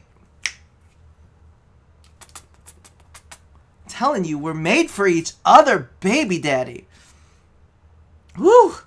I have an achievement progress knife dad, 1 of 3. While I'm doing my afternoon word jumbles, I hear the mail truck pull up through the cul-de-sac. I wonder if we got any coupons today. The nice mail person slides a couple letters in a large yellow envelope through the slot. It takes a couple of tries for them to get it in. Hey, my coupons! I take a closer look at the large yellow envelope. Large yellow envelope? It better not be from Planned Parenthood. I lightly knock on Amanda's door. She probably has headphones on. Amanda? She yells through the door. What? I have something for you, and it better not be from Planned Parenthood. I'm kind of busy right now. Can you come back later? Not if this is with Planned Parenthood. Okay, just thought you'd want this big old envelope we got from HIA, which clearly is not Planned Parenthood, so we're good. We're Gucci. Immediately, Amanda pushes the door open. Horn Institute for the Arts? I mean, if you're busy, I can come back. She's got a cute room, though. It's a little messy, but it's a cute room. Father, please. I hand her the envelope, which she tears open with her teeth. That's probably bad for your teeth. She doesn't seem to hear me and spits out a piece of envelope. She pulls out a letter and unfolds it. And? The suspense is killing me. This is her dream school. Amanda's face is unreadable. I can't believe this. Oh, honey, it's okay if you didn't. She got it. She totally got it. I got it! Yeah! Girl. Oh. I got in! Amanda tosses the letter aside and gives me a big hug. Congrats, sweetie! That's amazing! Now you can leave the house and I can bang Robert Umbra all night long. All night long, all night. So whenever I'm dancing and celebrating, just know it's because I'm gonna get some dick. I'm so proud of you and so happy you're gonna leave the house empty for me. She pulls away and looks at the letter again. Oh my god, I really can't believe I got in. And I can't believe I'm about to get it in. Well, of course you got in. You're a great student. You nailed that interview and your photography is incredible. I'm so proud of the fact that you're gonna leave soon. Wait, Dad? I know this one's really expensive and it's so far away. I think for a moment. HIA was one of the more expensive schools that Amanda applied to, but I know she set her heart set on for the longest time. It'll be tough, but we're gonna make it work. Really? Of course. You probably have to do some stripping on the side in order to pay tuition. Like, if you really want books, you'll work a couple nights a week. Maybe even do it for a couple of your professors. Maybe they'll toss you a grade or two. Amanda hugs me again. Thanks, Dad. I'm being supportive of your stripperness, girl. We got you. I see you. Egg nips. Okay, sweetie, we're celebrating tonight. Dinner, your choice, wherever you want. As long as you're paying, stripper. Wherever your stripper salary will allow you to go. Amanda and I walk along the bayside, tearing into our full wrap burrito. This girl... You my daughter, though. You really are, because I could use a burrito, too. I should have gotten burritos. We're getting burritos. If this stream goes on for another, like, if we're doing this again, if this story continues to go along, we're going to get burritos tomorrow. That's it, Amanda. You and me, girl. You and me. I got your burritos. You could have chosen anywhere in Maple Bay. Cost was not a determining factor. Please, Dad, you know I'm a simple gal. Just give me a burrito with a view. I can't say I'm mad. Amanda and I sit on a patch of grass and watch ships sail lazily through the bay. And the dorms are right near a bunch of cafes, and there are all of these galleries nearby, and there's a discount if you bring your student ID, and... Amanda, slow down. You're gonna choke on your burrito. I know, I'm just excited. Did I mention that students get their own studio space once they're seniors? And we got all the professional photo editing software for free? Good, I'm glad I don't have to pay for that. It's nice to see Amanda so enthusiastic about HIA, but I wish she wouldn't do it in between bites of her burrito. I thought I taught her to chew with her mouth closed. I wonder who my roommate's gonna be. You take a survey online and they match you with someone with a similar major and interests. I bet we're gonna be best friends. Or you're gonna want to murder each other. It's one of those two. Craig and I were... A good roommate can be a lifelong friend. But don't even get me started on bad roommates. No... I'm just kidding. We didn't have a bad roommate. Our only other roommate was a puppy that Craig bought home one night. We spent a semester fabricating a story about our new foreign exchange student who had a really bad cough that sounded exactly like a dog's bark. Carl ruled. Oh, they let you have animals in the dorms if you get a note saying you need one. I bet I could forge one. I think it'll be a rabbit or maybe a snake or maybe both. Would the snake eat a rabbit though? Oh boy, I think I will leave all of that up to you. She's so excited. I don't want to disappoint her, but I need to be real for a second. So, you know that I had that talk with Mr. Vega. He didn't tell you about the dumpster fire, did he? What? No! I don't want to put a damper on the good news, but I need you to knock it out of the park these last few months of school, okay? If you really want to go to Horns, we need that scholarship money, because your stripper money's only going to go so far, and I don't really know if they want egg nipples where you're going to go. I know you can do it, honey. Maybe just put some concealer around the egg nipples. Maybe we can just get a little of the nub and you'll be okay. I mean, that's a lot of concealer money, though. You know, like NARS, the Shape Tape, that's like 28 bucks. Oh, actually, that's Tarte's Shape Tape is like 28 bucks for one tube. And if you're going to be doing it several nights a week, you're going to need a lot of that and some setting spray, girl. It's expensive. Okay. I promise I'll try harder. You better. I ain't buying you no Shape Tape for no reason. I pat her on the back. Think you can handle a 14-hour drive to come home for the holidays? There's going to be some treacherous ice roads to cross. And don't even get me started on the paranormal occurrences. Well, it'll be worth it if I get to see you. My eyes immediately well up with tears. Oh, Dad, don't cry. Sorry, I'm just very, very proud of you. You're all grown up and now you're such a good person and I hope you know how you important are to me. Dad, stop. You're gonna make me cry too. Good. It's too late, honey. It's happening. Cry. Dad, I can't get tears in my burrito. It's gonna make it taste sad. Eat your tears. I pull in Amanda for a hug and kiss her on the forehead. Love ya, kiddo. Love you too, Pops. I'm a good dad. I do have dads. Alright. Alright, so what do we do? I mean, I could talk to Craig. Let's see what's going on. I got one heart. What do I do? Should we just go on another date? Should we just go on? Okay, Robert? Okay, hold on.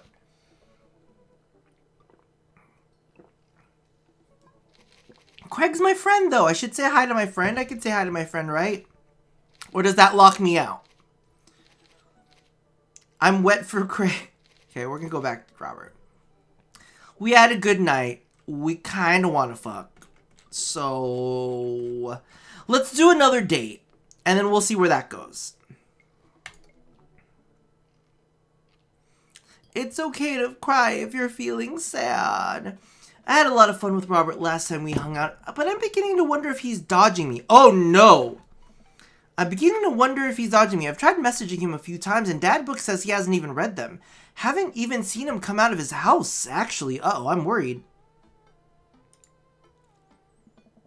I decided to send him one last message, figuring that this will produce the same result.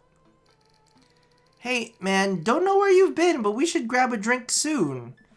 I walk away from my computer because at this point I know he's not messaging me back anytime soon.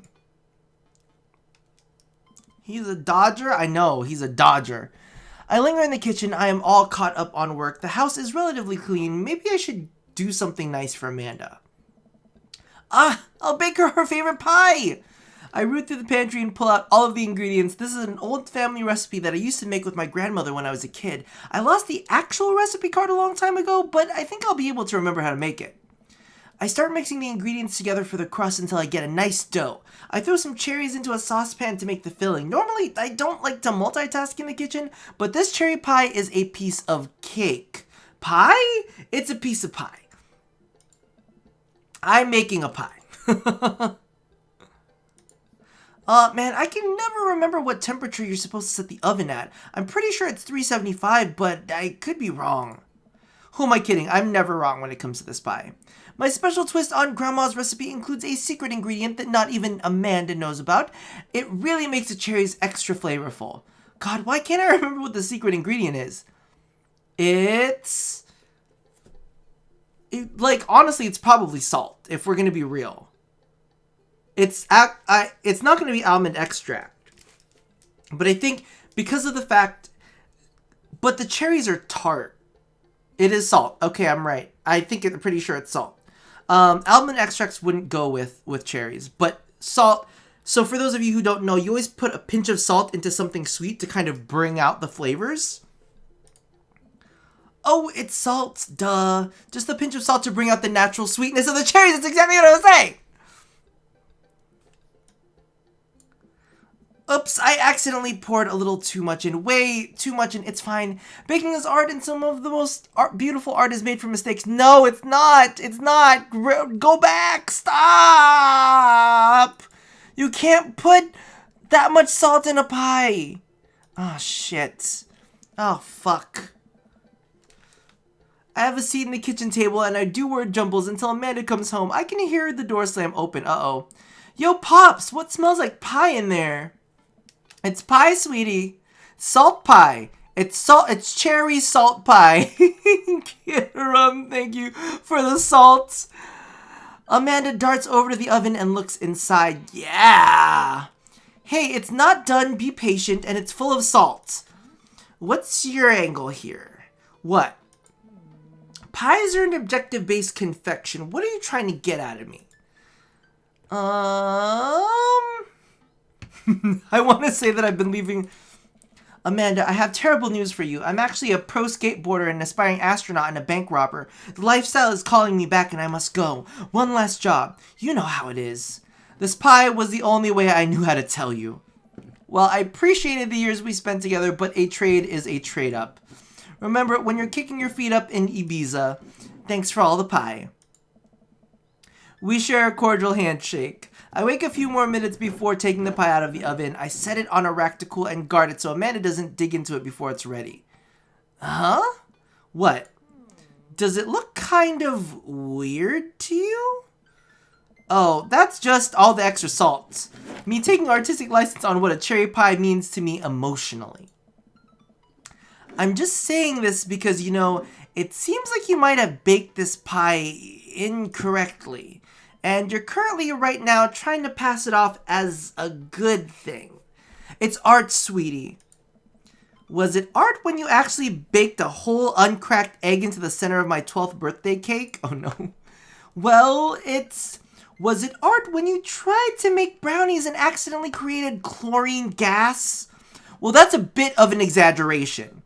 Was it art when you just eat the pie, Panda?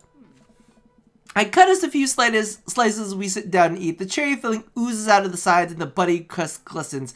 I watch as Amanda takes a bite. What's wrong? Is it not good? Amanda winces and fans her mouth. No, I burned the heck out of the roof of my mouth. The pie is amazing and not too salty. Sorry for doubting you. I know, I'm great. I breathe a sigh of relief and take a bite. She's right, the pie is pretty incredible, as it always is. My mother once made a cake that looked and tasted like a sugared sponge. With it, I think it was baking soda that the ingredient was 5 years past expiration. Oh no, yellow trickster. I'm really proud of you for making a pie without burning the new house down. I got a few dad tricks up my dad's sleeve. Maybe fathers aren't as bumbling and as stupid as the media makes us out to be. Maybe we as a society should have a little more respect for fathers as a whole. Dad, your sleeve is on fire. I run to the sink and put myself out. Pride will be my undoing. Amanda and I clean up the kitchen and play a little more living room hoops before she retreats into her room to do homework. I go back to my word jumbles. Hey, this one spells cat. More cat films? The rest of the evening trickles by. We eat dinner. I help Amanda with one of her scholarship applications, and we both start getting ready for bed. Robert's gonna message me, isn't it? I decide to check Dad book one last time before I climb into bed. Still nothing for Robert. I hope he's okay. I turn out the lights and I lie down. Uh-oh. Oh, it's late. Hey. Okay. This is a little It's a little intense, don't you think? My computer screen... what was that? I was just on the verge of falling asleep. I climb out of bed and try to identify the source of the dinging. My computer screen illuminates the dark room. I walk over to it, ready to turn it off when I notice what's happening on screen. Uh-oh. I look out my window and sure enough, there is Robert leaning up against his pickup truck in my driveway. Fine. I open my door and try to figure out what's going on. Hey. Hey? Wanna hang? I was kind of sleeping. That's no fun. You wanna join me? Come hang out. I would argue that sleeping is very fun, but I don't have to be anywhere in the morning. Might as well live a little. Sure. Cool. You plan on going out like that? I looked out and realized that I am, in fact, not wearing pants. Well, that's what happens when you're in bed. I mean, I don't mind. Oh, you don't, do you?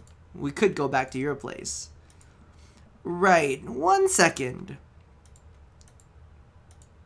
I'm trying to click and it won't let me. I run inside and throw on my going out pants, shoes, and a jacket. I grab my keys and meet Robert back outside. Whee! Ready? Ready? Hop in. Oh, what is it? I jump into the passenger seat of his old red pickup truck. I have to move a few empty cigarette packets and a gas station receipts out of the way before I can sit. Robert silently starts the car and we drive out of the cul-de-sac. You like Tom Waits? I have no idea who that is. He's gonna be angry at me if I don't know who this is. Okay, hold on. I'm gonna grab a soda from the kitchen real fast. You guys in chat, let me know. But I'm thinking of one or two. One or two. I think it's gonna be one or two. So give me a hot second. I'll be right back. It's one or two. Either pretend to know who he is or just don't know anything. Realistically, I don't know who he is. So I'm probably gonna go with the one where I don't know.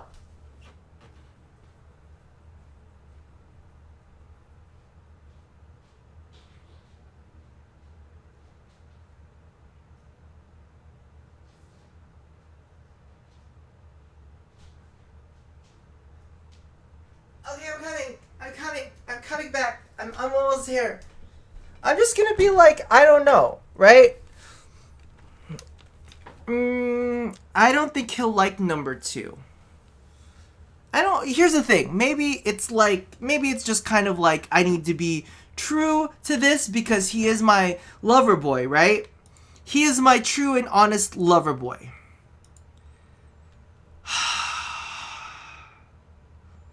I'm gonna say, I gotta be real. I gotta be real, though. I gotta be real. I don't know who he is. I don't know who he is. So, maybe, I don't know. He's gonna be angry. I'm gonna say Tom who. I don't know who he is. Wait, who's to... Before I can answer, Rob turns up the radio. Yep, that's Tom Waits, alright. He lights a cigarette and cracks the windows. We drive together in silence.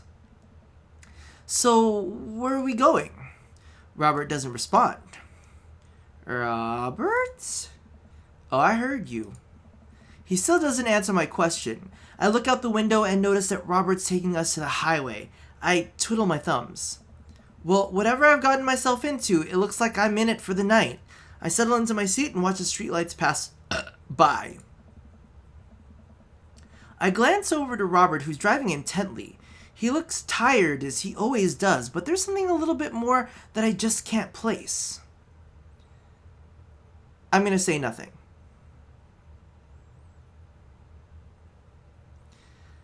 I'm gonna say nothing.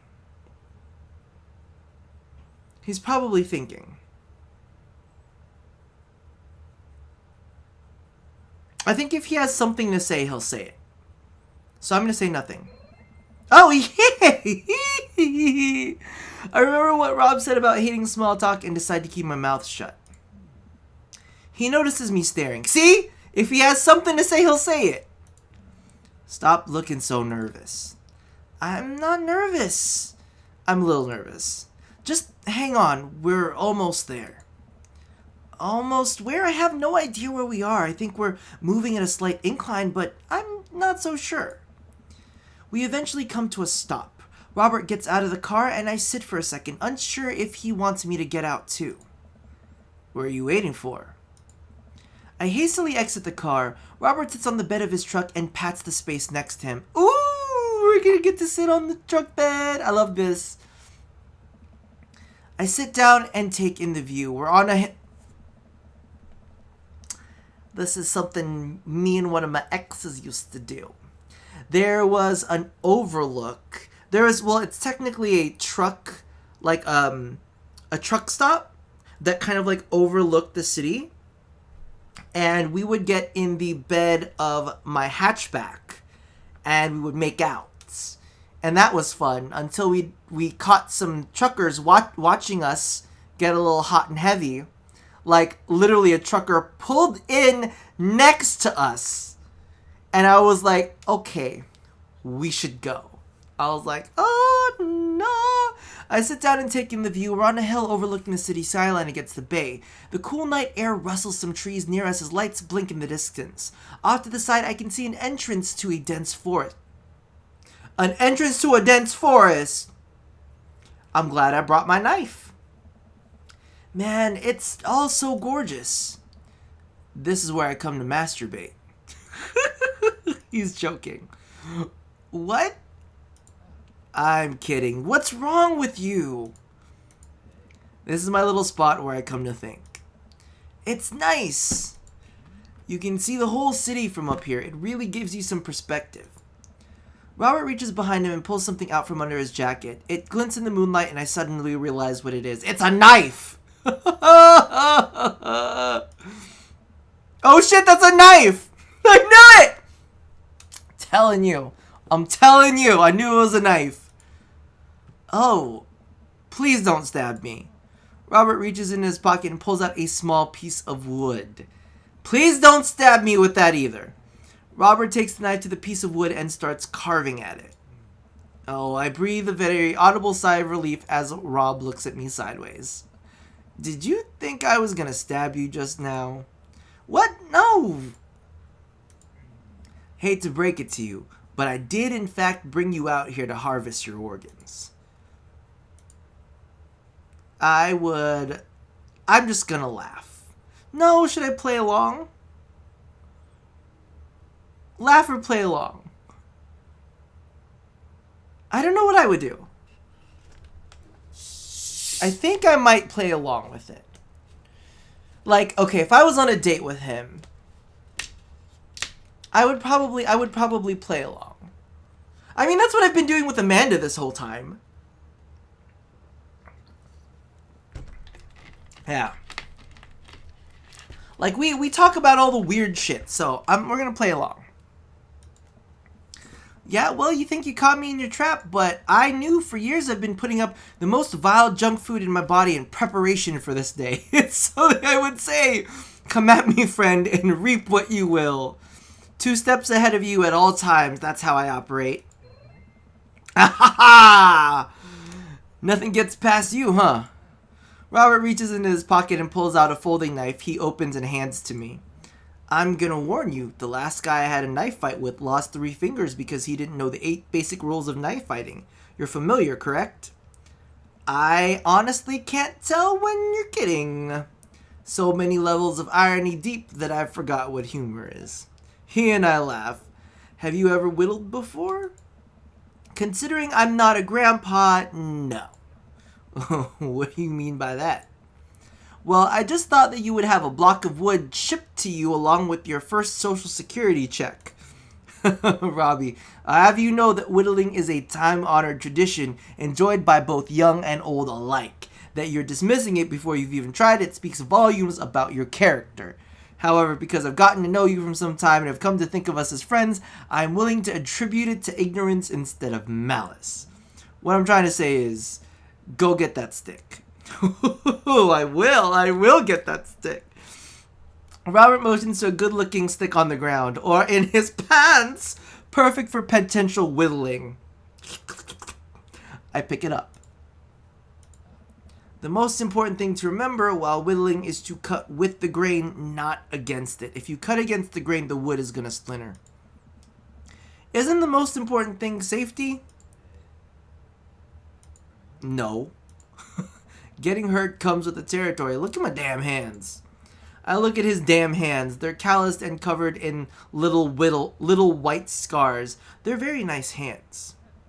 You can't make a stick omelet without breaking a few hand eggs. Hand eggs? Ah! While I'm distracted, the knife slices into my thumb. Blood gushes all over my little wooden carving. Robert is lost in carving and doesn't notice me bleeding everywhere. Rob still doesn't notice. Robert, I'm dying. I'm bleeding to death. Robert finally looks over. He reaches into his jacket. Jesus, how much stuff does this guy keep in there? And he just pulls out a red bandana and wraps it around my thumb. Hold tight. He hops off the truck and I can hear him rummaging around his car. He comes back a moment later with a well-stocked first aid kit. Robert carefully wipes all of the blood off of my hands and swipes a bit of antiseptic into the cut. With surprising gentleness, he places a bit of gauze on the wound and wraps it all up. You okay? Thank you for the bits. Yeah, I'm good. He hands me what's left of the tube of antiseptic. Make sure to keep that cut clean. It's oddly touching and a little sexy. I guess I'm a real whittler now. That you are. Be careful though, they're attracted to the smell of blood. Wait, what? What's attracted to the smell of blood? Cryptids. Tons of them's out there, you know. Cryptids like Mothman and stuff? Mothman is bullshit, but yeah, this town's a hotbed for cryptozoological occurrences. You're joking. Oh, how I wish I were. I'm a skeptic myself, or at least I thought I was. There are things in these woods we can't possibly comprehend. I think about my entire time in the city. Aside from the occasional stray coyote, I don't think it's too bad. You ever hear of the Dover Ghost? Ooh, it's like ice truck paranormal ghost stuff. I'm into it. I don't think so. Well, let me tell you a story. I was out in the woods here on a weekend camping trip with Betsy. You don't know Betsy, but she's a big pup. Pit bull. Real intimidating. I feel safe around her. First night goes without incident. I get in some solitude. Betsy gets to pee wherever she wants. All good stuff. Second day, I get the idea into my head that I can hike deeper into the woods. Probably against my better judgment, but hey, we're just having a fun camping trip, right? So me and Betsy start marching in the morning. It gets a little late. We set up camp, but it's different this night. Real quiet.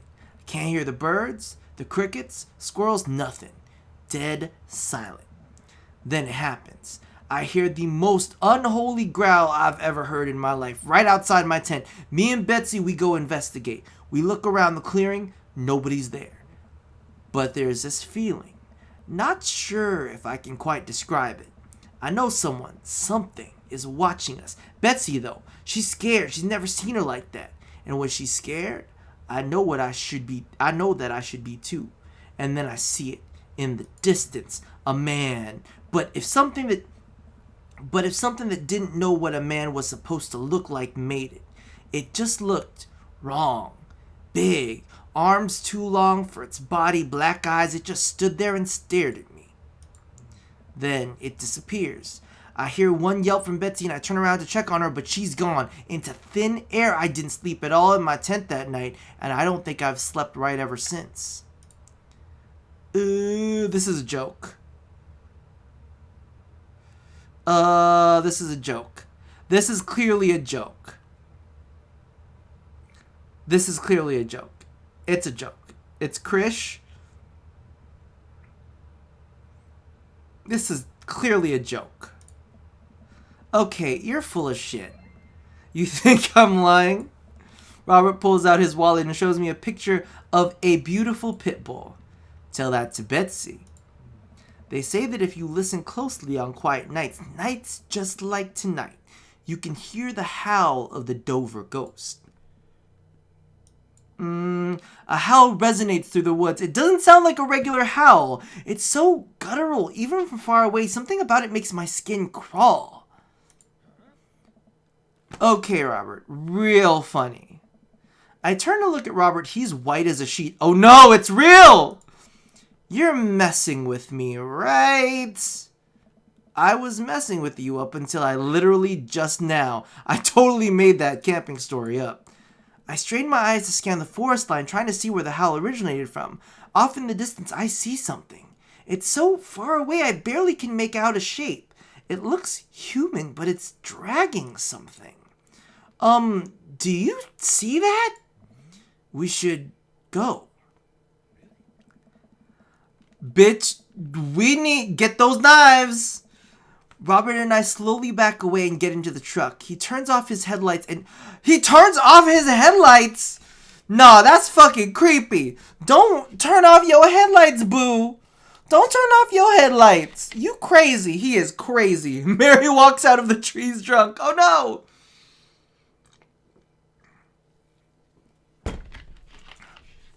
The fuck would you turn off your headlights, you crazy man? What was that? The Dover ghost, I guess. I chuckled nervously. This time he doesn't seem like he's messing with me. Or maybe someone illegally dumping garbage on a wildlife preserve? Yeah, that's the story we'll tell ourselves. We sit in silence for a little longer, the fear of whatever that was slowly subsiding as we get closer to the city. Thanks for coming out. This was fun. I'm sorry if I haven't been in touch. I've just been in a way lately. I had to get out of the house. Had to be around somebody. You doing okay, man? Robert thinks for a second and lights another cigarette. Don't smoke. Been doing a lot of thinking. He takes a long drag. As I get older, I feel more and more that I'm just drowning in the sea of regret.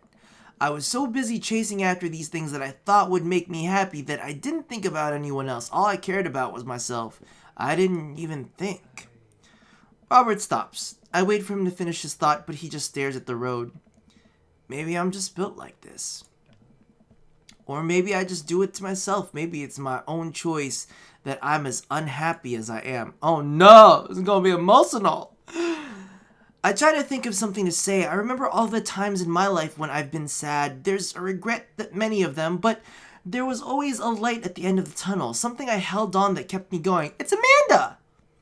But there's something so resigned about the way Robert's talking.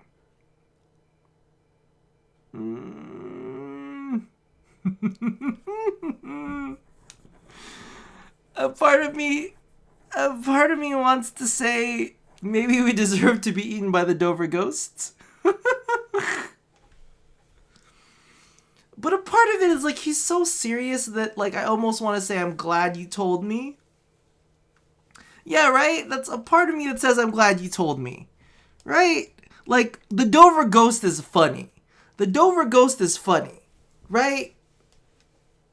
But maybe I'm glad you told me is a little bit.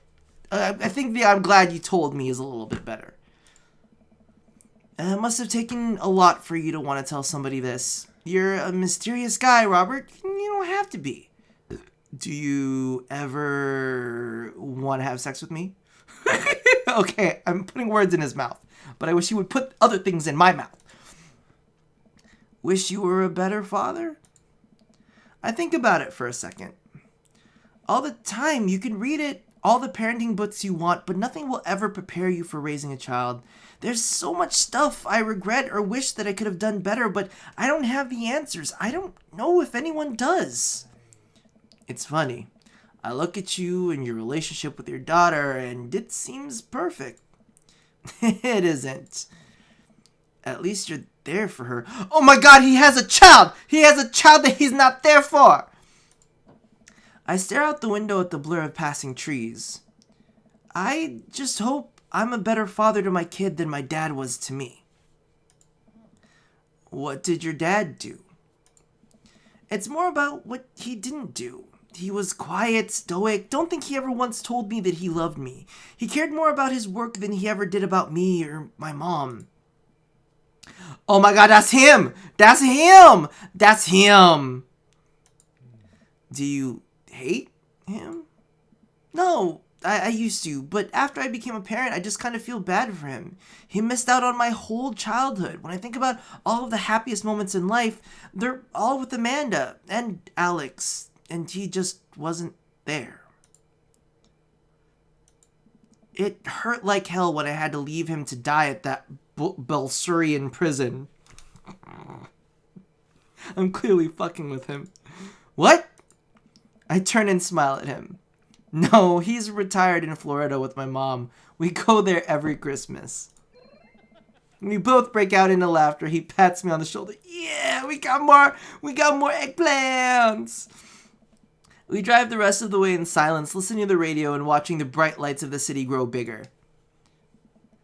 Robert drops me off at my place. As I'm about to close the passenger door, I realize that I still have Robert's pocket knife in my jacket. I pull it out and offer it back to him. You hold on to that. Never know when you might need it. Night, Robert. Have a safe drive home. Robert smirks, then pulls away.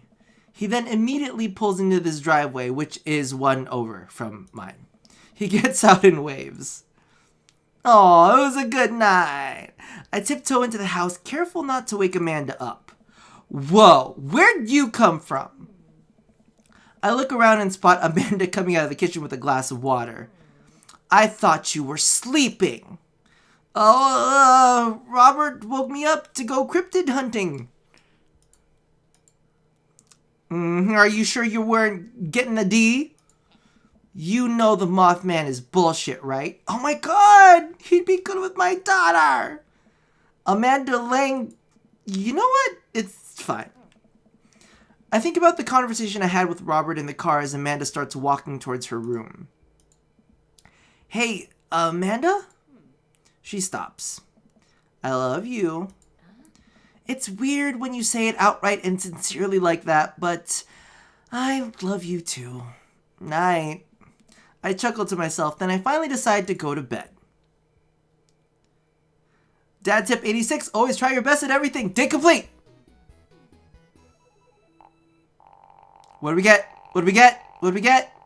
What do we get? Oh, so close. I could have pretended. Listen, I could have pretended at the very beginning. I know I could have pretended. Okay? But I was being genuine and honest. I did not know that band. So I'm not going to be fake. We're going to have a real, honest to goodness relationship. I'm still saying.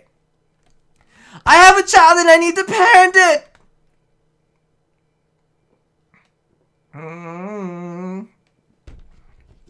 A for ass. You know, I'm just being genuine. I want a real relationship. We're only one more in Rob. Okay. Knife Dad 2 of 3. What? Well, it's been a long day. I'm just about ready to pack it in after a few bites of ice cream from the freezer. I turn off all of the lights and walk down the hall to my room.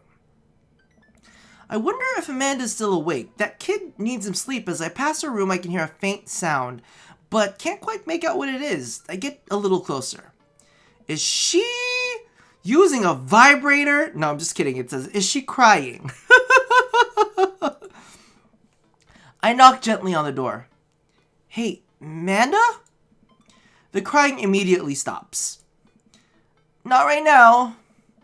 Her voice sounds strange. She sniffles. I need to make sure she's okay. I open the door. In the dark, I can see Amanda's outline in the middle of her bed, knees hugged up against her body. Is everything okay? I don't want to talk about it. Shit. Shit.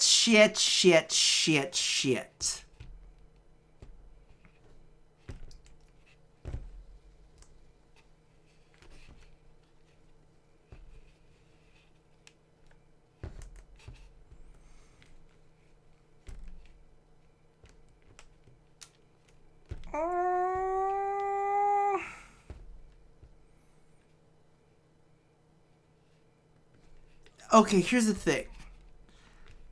Here's the thing.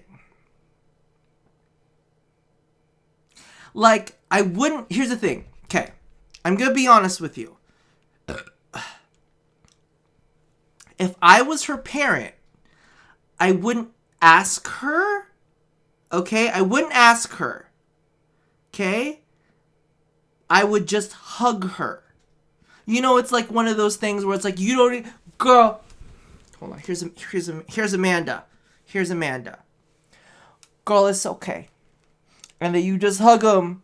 And you cradle him. And you're like, you don't gotta tell me nothing, honey. But you need the hugs. This is the hugs, Amanda.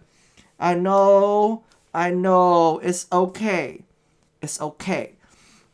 But yeah, sometimes I want to be there for her. I want her to know that I'm there for her, but that she doesn't have to tell me shit.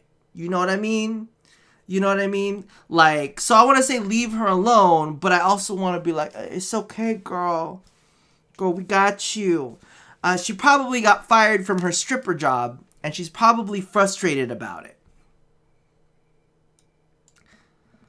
I'll leave you be. Back out of the room, and I close the door gently behind me. Listen, if you got fired from your stripper job, it's okay. We can find another place for you to go strip at. You'll be able to make your tuition, honey. It's all right. You'll be able to make your tuition. They don't know what they're missing. She immediately starts crying again.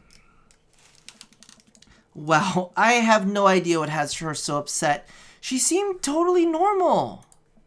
I feel awful just leaving her to cry, but I also get the feeling that if I try to do anything else, it would have only made her more upset.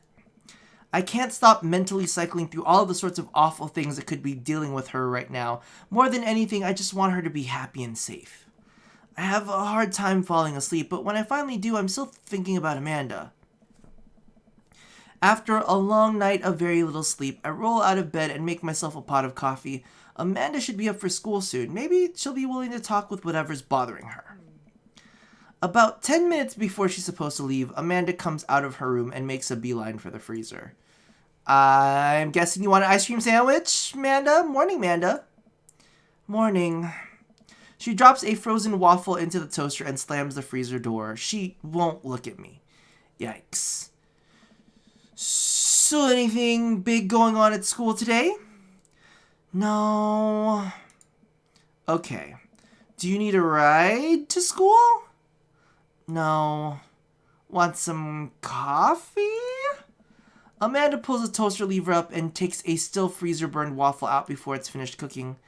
I have to go. Amanda picks up her bag and storms out. Oh, okay. You sassy like that, honey. I see how it is. I haven't seen her act like this in a long time. It's usually short-lived, but it always hurts. Hopefully this blows over and things are back to normal soon. I sit back at the kitchen table and look at the picture of Amanda I am hanging on a wall. In it, I'm teaching her how to ride a bike. Her face is a mixture of excitement and pure, unadulterated fear. I remember how determined she was. Every time she would fall off and scrape her knees, she would get up and try it again. Finally, I had to stop her because she was bleeding everywhere. Then she started to cry because she didn't think she needed bandages and wanted to keep trying. Wait, what? As I put the bike away, she just stood in the middle of the street and screamed. Then I took her for ice cream and it was like nothing even happened. After giving it a bit of thought, I decided that if I force her to talk about it, I'm only going to make things worse, but I have an idea. I'll start rummaging around for ingredients. Ooh, am I going to bake again?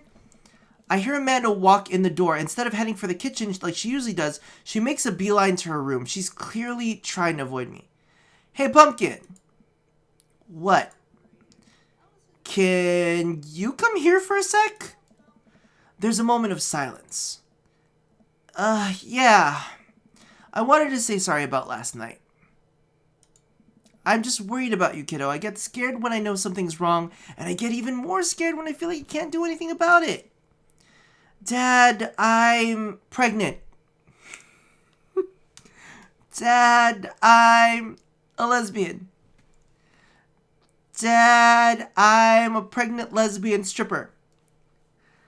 Dad, I used all the Tarte Shape Tape and now I need to buy more Tarte Shape Tape, but I don't know what shade to get. Can you please help me for my nipples? So just whatever it is, and you don't have to tell me if you don't want to, but whatever it is, just know that you have a dad in your corner who wants you to be happy. Hey, honey, you know I'm bad with words, so I was hoping I could speak a language we both understand. I pull a cake out of the refrigerator and place it on the table. Hopefully the frosting has set by now. Ta-da! Dad, it took me a really long time because I ran out of red frosting somewhere around sad and had to start over, and this is beautiful. It's strawberry. Amanda gives me a big old hug. I grab some plates and forks and serve us up some delicious cake. So it's really stupid. What is? This whole thing, I know I've been really weird lately, and there's just, I don't even know how to explain it. I feel like I might have to make you a chart of the pregnancy to the lesbianism to Noah to what's her name, the poo girl. I'm listening. Do you want me to take notes? I guess I should start from the top. So, you know how Emma R is going to that fancy art school in California, right? Emma R, the best friend. The best friend. It's the best friend, Emma R, because Emma P is the one that she doesn't like. Right? Right? Oh, fuck. I think it's the best friend. I think it's the best friend, because Emma P is the... Emma P is not her best friend. Emma R is the best friend. Yeah, you got it. Proud of you. Yeah, I got it. Anyways, ever since she got the acceptance letter, I've been feeling like she's drifting away, you know? And she's been spending a lot more time with Grace and Emma P. I just thought it was all in my head for a while, but then I found out from Rosie M that both of the Emmas, Grace and Noah, all went to party at Mackenzie F's on the same night. They all told me they were busy studying for Calc AB final. Okay, I'm gonna memorize this. She's been spending a lot more time with Grace and Emma P. So Emma R, Grace, Emma P. Then Rosie M. But then I found out from Rosie M and both of the Emmas, Grace and Noah, okay? So Emma, Grace, and Noah, their group, went to party at Mackenzie F's on the same night. They all told me, okay, I got this. Okay, so they were partying at Mackenzie's. Okay, got it. Yikes. So another important piece of information is, God, this is embarrassing. I have a crush on Noah. And I knew it! I knew you wanted his D! You're a bad lesbian. That's a thing. What? Whoa, I had no idea. I definitely didn't know that. Okay. You're a bad liar. I know. So are you! I learned it from the worst. Anyway, so the only person I told about the crush was Emma R, and she promised not to tell anybody. I didn't confront them about the party thing because I didn't want to start drama, but so I just kept quiet and kept going about my business. Oh wait, that's Amanda sighing. Then one day I invite everybody to get nachos at the mall after not texting me back for like 2 hours, even though none of them ever put their phones down for more than 60 seconds, and they all say they're busy, like, simultaneously. So I tell them, never mind, I'll just eat nachos at home, right? But we were out of chips and I really wanted nachos. Totally understandable. So I go to the mall anyway. I get to the food court and who do I see there but Grace, Emma P, Emma R, and Noah all hanging out together and eating nachos without me. What? What a bunch of asshole cunt slobberers. It gets better. I'm standing by the escalators watching them and I realize that Noah has his arm around Emma R, which is kind of weird, right? But then they kiss. I'll kill her. I'll fucking kill her myself. We're gonna get those wolves and they're gonna be dead. No. Yes, I know. So I storm over there and I'm like, hey. And Grace drops a nacho on her shirt because of course she does. And Emma R just like glares at me. Emma R's supposed to be your best friend too. What a whore. Grace, nothing is coming up. I don't know who that is. Grace is the... Shit. I don't remember. I don't remember who she was. It could be the gossipy one. I think she's the gossipy one. Which one? Milan, help me. She didn't poop the bed because Emma P pooped the bed.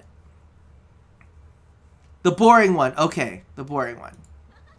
Well, yeah, but that's not the important part. Yay! Thank you. Thank you for the help. Grace is the one no one really likes, or I guess that's me now. But anyway, no one will say anything, and I'm just like, you guys suck, which I realize is not the most eloquent thing to say, but I was very angry and really embarrassed, and I just wanted to get out of there. So I left without nachos, I might add, which only further contributed to this shitty day, and I immediately drafted a super long text to the group chat asking them why they've been so weird. And I wrote another one to MR asking how long the Noah thing's going, and sorry, I know that's a lot. You still following? What did MR say? Oh, okay. Get a load of this. MR says, you know what? Let me just read it to you. Amanda pulls out her phone and reads word for word an arduously long string of text messages. Can you believe that? I cannot believe that. I care so much about Amanda's social life and mental well-being, but man, do I not understand what she's talking about. This is all beyond me. I am trying my hardest to be supportive. They were dating in secret for like months. So I told her that she's been a really terrible friend, and she's like, well, if you think I'm so terrible, then just stop being my friend. And I was like, okay. And then she left me on, and then she left me on read? And then she left me on read. And then, that's a sentence? And then she left me on read. And then she left me on read. And then she left me on read. And then, wait, left me? Okay, thank God. He's me.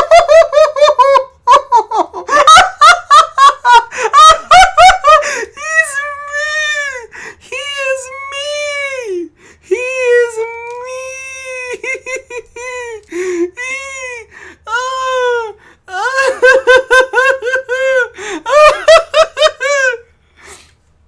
I'm sorry, I didn't know either. It's like they know me. Oh, like, she saw my message and didn't reply, and I know because there are read receipts. I don't know what read receipts are, but I'm just gonna nod and pretend I understand. Gotcha. So, while this is all happening, I'm talking to Emma P about how mad I am because she's at least being kind of reasonable, and I'm venting to her about how pissed I am at everybody and stuff. And then out of nowhere, Noah texts me and is like, how could you say that about me? And I'm like, say what about you? And he tells me that Emma P sent screenshots of everything I told her to the group chat that I got kicked out of. Alright, I think you lost me at screenshots, but that definitely sounds bad. There's so much more, but honestly, it's all really stupid teenager stuff. The bottom line is that everybody dropped me, half of my grade hates me, and now I have no friends. Amanda? I'm so sorry. I almost expected it from everybody else, but Emma R, she's been there since Dad died. I can't believe she would just stab me in the back like that. I'm not even mad that she's dating Noah, I'm just upset that she lied to me about it for so long. Amanda stabs at the remains of her cake. It's okay, girl. I got a pocket knife. You want it? Listen. I was told by a man named Robert that one day I might need this, and I think as a good parent, I should give it to you. That's not what was said at all, but you know. Okay, I take it back. I'm kind of mad that she's dating Noah. Like, what did I do wrong? Why did everybody just suddenly decide I'm not cool anymore? Why wasn't I enough? I don't understand. And as mad as I am at everybody, like, I miss them, Dad. Amanda looks so dejected, I almost can't take it. What could I possibly say to help? Let's murder Emma R. Anyways, that's it. That's the whole sordid tale. Thanks for listening. Tune in next week for more hot gossip. Wow. I know, it's pretty dumb. I want to say it's kind of dumb. I don't know. I don't know what to say. I kind of want to say it's kind of dumb. Like, it is kind of dumb. What do you think? There's a razor sharp hook spine that I have. Need to shove it up their butts and make them bleed to death for being such cunts. It's not dumb. I get it. No, it's a stupid thing to be upset over. Amanda, your feelings are real. Don't ever be mad at yourself for having feelings. I guess. Unless you secretly been a robot who's been approximating human feelings this whole time. Dad, if I was a robot, I would have had transformed into a monster truck a long time ago. But seriously, I know you probably don't want advice, but I feel like it's my duty as a dad to bestow upon you a few nuggets of fatherly wisdom.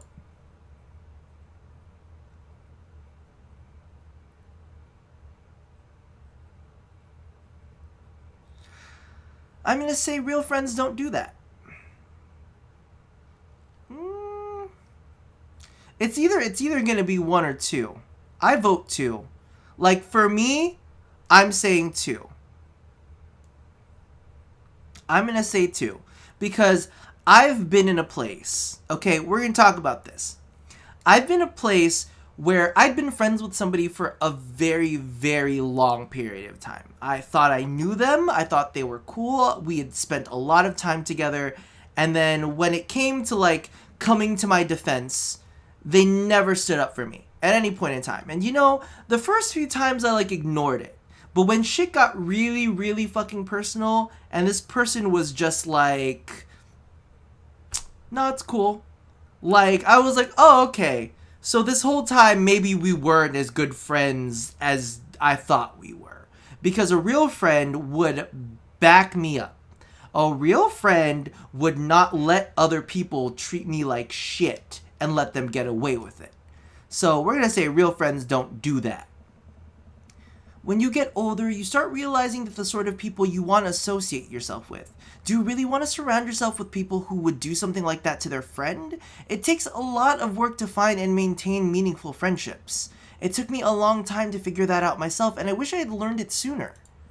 If the other person isn't putting the effort in to show you how much they care, it's not worth it. You're not beholden to being their friend. Ultimately, I think this says way more about their character than it does about yours. I've said that a million times. Because you're amazing, and if they can't see that, well, that's their problem. I'll keep that in mind. I looked down at the table. Did we just eat that whole cake? Yeah, we did just eat that whole cake. This is why I can't be with Craig, y'all. This is why me and Craig could never. I just be eating cakes. I just be eating entire cakes. I'm just saying. Well, good talk. Amanda gets up to go to her room. Before she closes her door, she turns around. Hey, Pops? Yes? Thank you. You're always welcome. Love you, Amanda.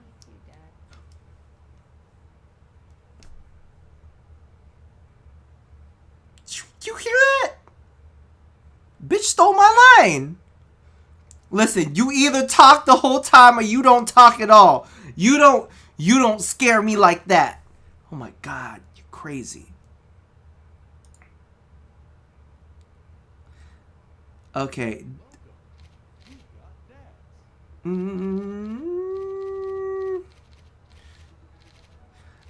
know that I want to see Robert again.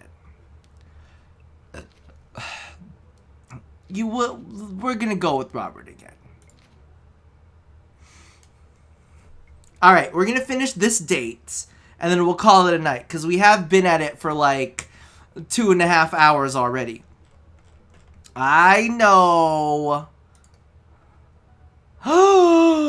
You know what they say about third dates, they get pretty serious. Are you sure this is your dream, Daddy? I'm gonna be honest with you, third dates are the dates where things happen for me. I'll commit. 15. Dad's 15. You always have time for beers with your buds. I haven't spoken to Robert since that night we drove out to his thinking spot. He seemed unusually somber then. Like, more so than the usual amount of somber that Robert is, which is already a lot. I've been thinking about him and I hope he's doing okay, but I've been a little reluctant to reach out to him. Oh, he messaged me! I took a look at my dad book message and there's a flurry of them from Robert. Guess it's you and me, but mostly you.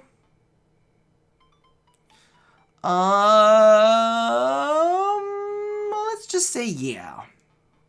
Why not? Yeah. Wait, guess who's getting their drink on tonight? Guess, it's you, but also me, but mostly you. I almost want to say why. Why is it gonna be mostly me?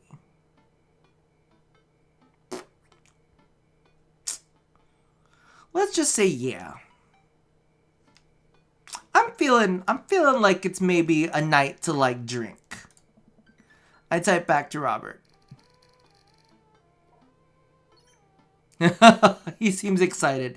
I'm not that unappreciative, but I think it's the first time that Robert's given me more than an hour's warning before hanging out. Amanda! Amanda pops her head into the hallway, music I don't recognize blaring from her room. What's up? Oh no! I minimized it! I don't know how that happened. I'm hanging out with Robert later tonight. Okay, cool. Robert, who is my friend. I have friends. I'm happy for you, Dad. People enjoy my company, Amanda. Dad, I'm so happy for you. Continued development as a human being. What are you listening to? Sad shit.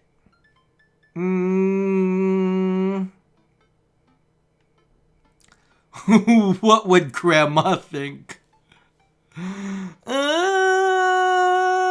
I'm gonna say, what would Grandma think?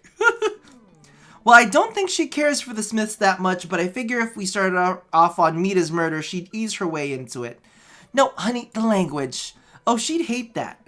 Just promise me you'll lighten it up a bit for Grandma. Amanda goes into her room and she turns up the volume to her sad shit. I put on my going out coat and walk over to Jim and Kim's. I spot Robert leaning against a brick wall smoking a cigarette. As I get closer, I realize that he looks a little different. Cleaner, I guess. Ooh. Ooh, like he cleaned up for me a little bit. It actually seems like he combed his hair and his clothes are less wrinkled than usual. Hey. Hey. You take a shower just for me? I'm working on my relationship with existence. We both stand there for a second and don't say anything. Robert finishes his cigarette and abruptly goes inside. I follow him. By the time I get inside, Robert's already at the bar ordering 2 whiskeys. I spot a booth in the back and claim it for us. Robert slides in and hands me a glass. To you, I guess. Or should I say to us?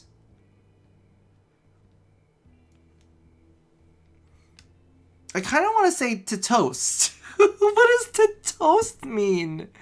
To toast? I'm going to say to toast. No? Fine, to us. Fine, to us.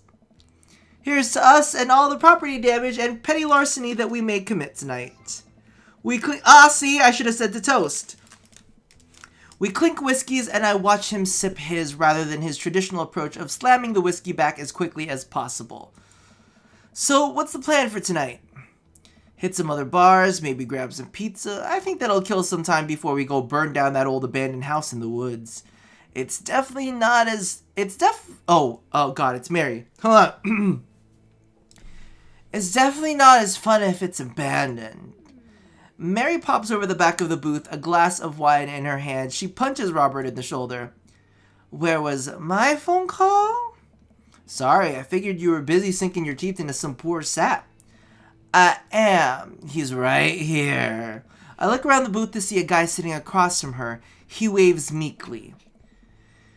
You replacing me with the new kid?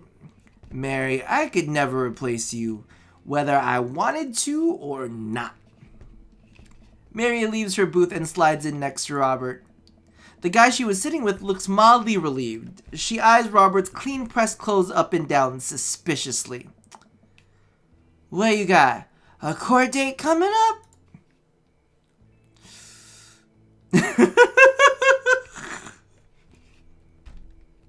I'm gonna do this. He would have had to shave first. Seriously though, what's up with you two? Robert stares down at his drink, suddenly looking serious. It's Pappy. Doctors say his cirrhosis of the liver. I told that old bag of bones to quit it with the sauce, but it's all he's ever known, especially since Ma's gone. That's why I invited you out tonight. Just didn't want to be alone. Oh, come on. Robbie, don't be an asshole. You know the one thing Robert doesn't joke about is his pappy. Whoops. They're giving him 2 months. I gotta help him straighten out his affairs. Robert, I'm so sorry. Robert takes a long look at his whiskey, eyeing it in the dim glow of the bar's lights. I look at his life, then I look at mine, and I know history is just doomed to repeat itself. Oh my god. I'm just kidding. He's retired with his new girlfriend in Acapulco. They watch the sunset every night. Probably screw like donkeys. Wait, aren't rabbits the ones who screw a lot? Oh, sorry. Didn't realize you were an expert on which animals screw a lot. Please stop saying the word screw. Rob finishes his drink and slides it away from him. He gets up out of the booth. Me and Robbie are gonna hit the bricks. You coming with? Mary casts one glance at the sad sap she's been hunting and downs the rest of her wine in one gulp. This place is dead anyway. Kill her, please! We exit the bar and find the typically empty street filled with a small crowd of people. At the front is a guy with a really deliberate attitude and bad posture. He carries a lantern that he shines up at his face for dramatic effect. What's going on?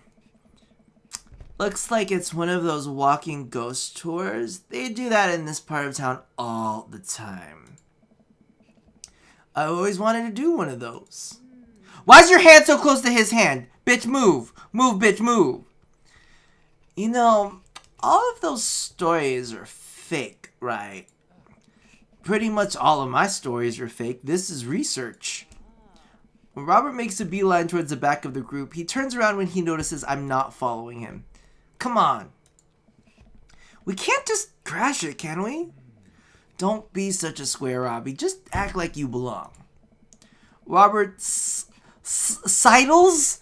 Sidles. That they've used that word multiple times. Sidles. S-I-D-L-E-S. Up to the tour group. I reluctantly fall into step behind him. Well, here goes nothing. Uh-oh. Hey!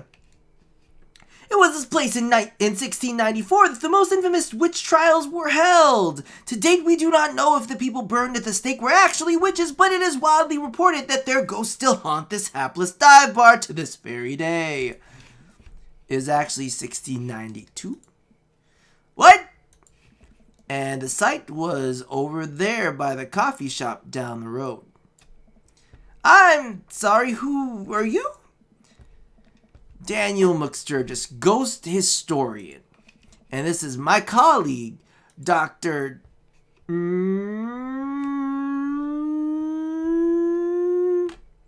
Well, if it's contemporary, they'll probably catch on. I'm more of like an 80s and 90s kid. Like, I want to say 90s just because that's me. 2000 reference? No.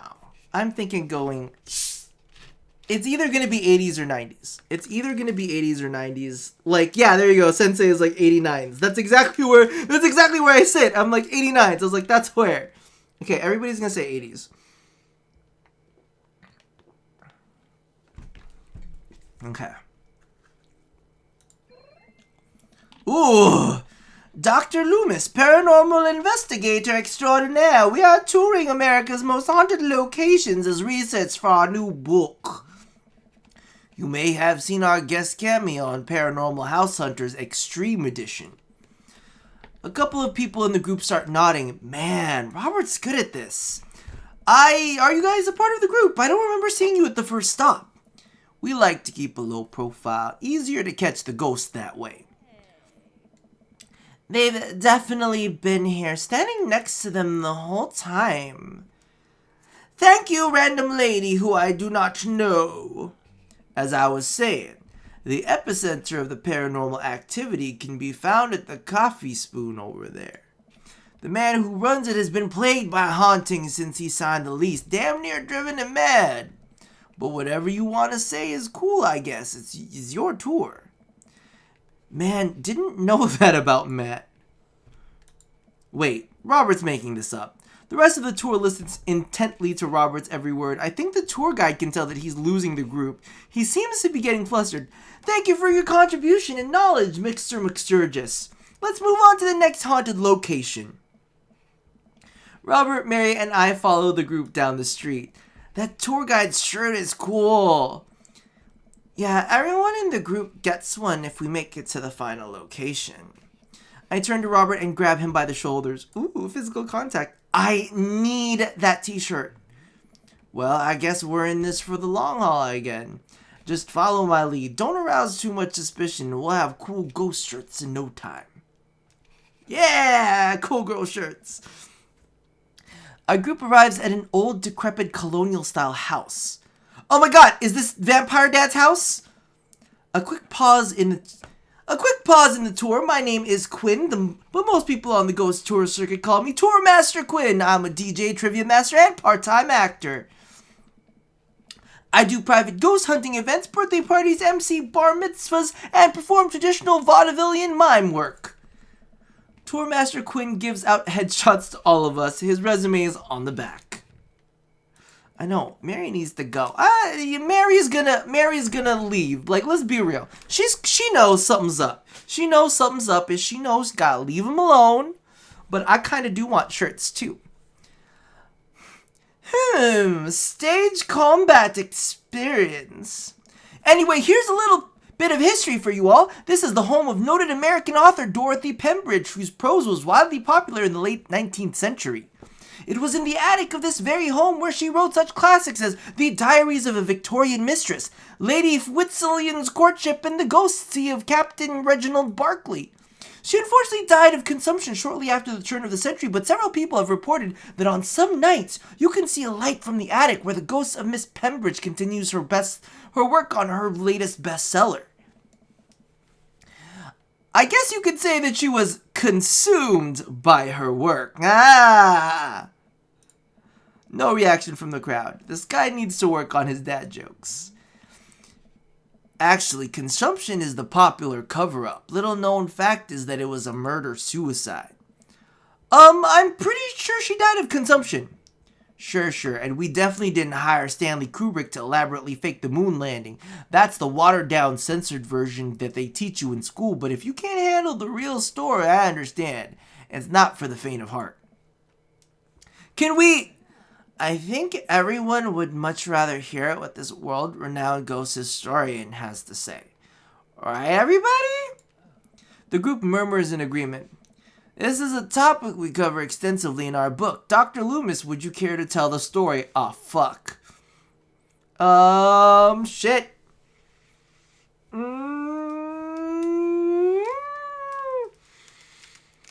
Riff with something highbrow, or I want to go with something I know. Go with something I know.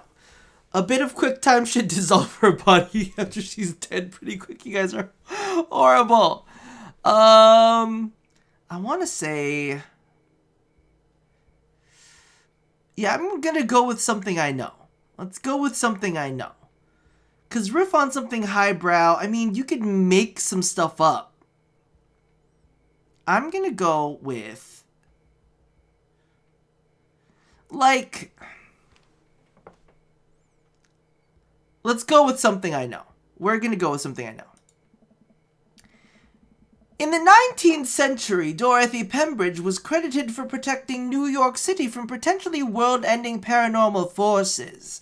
Despite her success, her ragtag group of ghost hunters were disbanded by government officials. However, after learning that the ghost of Vigo the Carpathian has taken an interest in her son, her and her ghost, busting friends launched a mission to defeat the ghost and once again save New York City.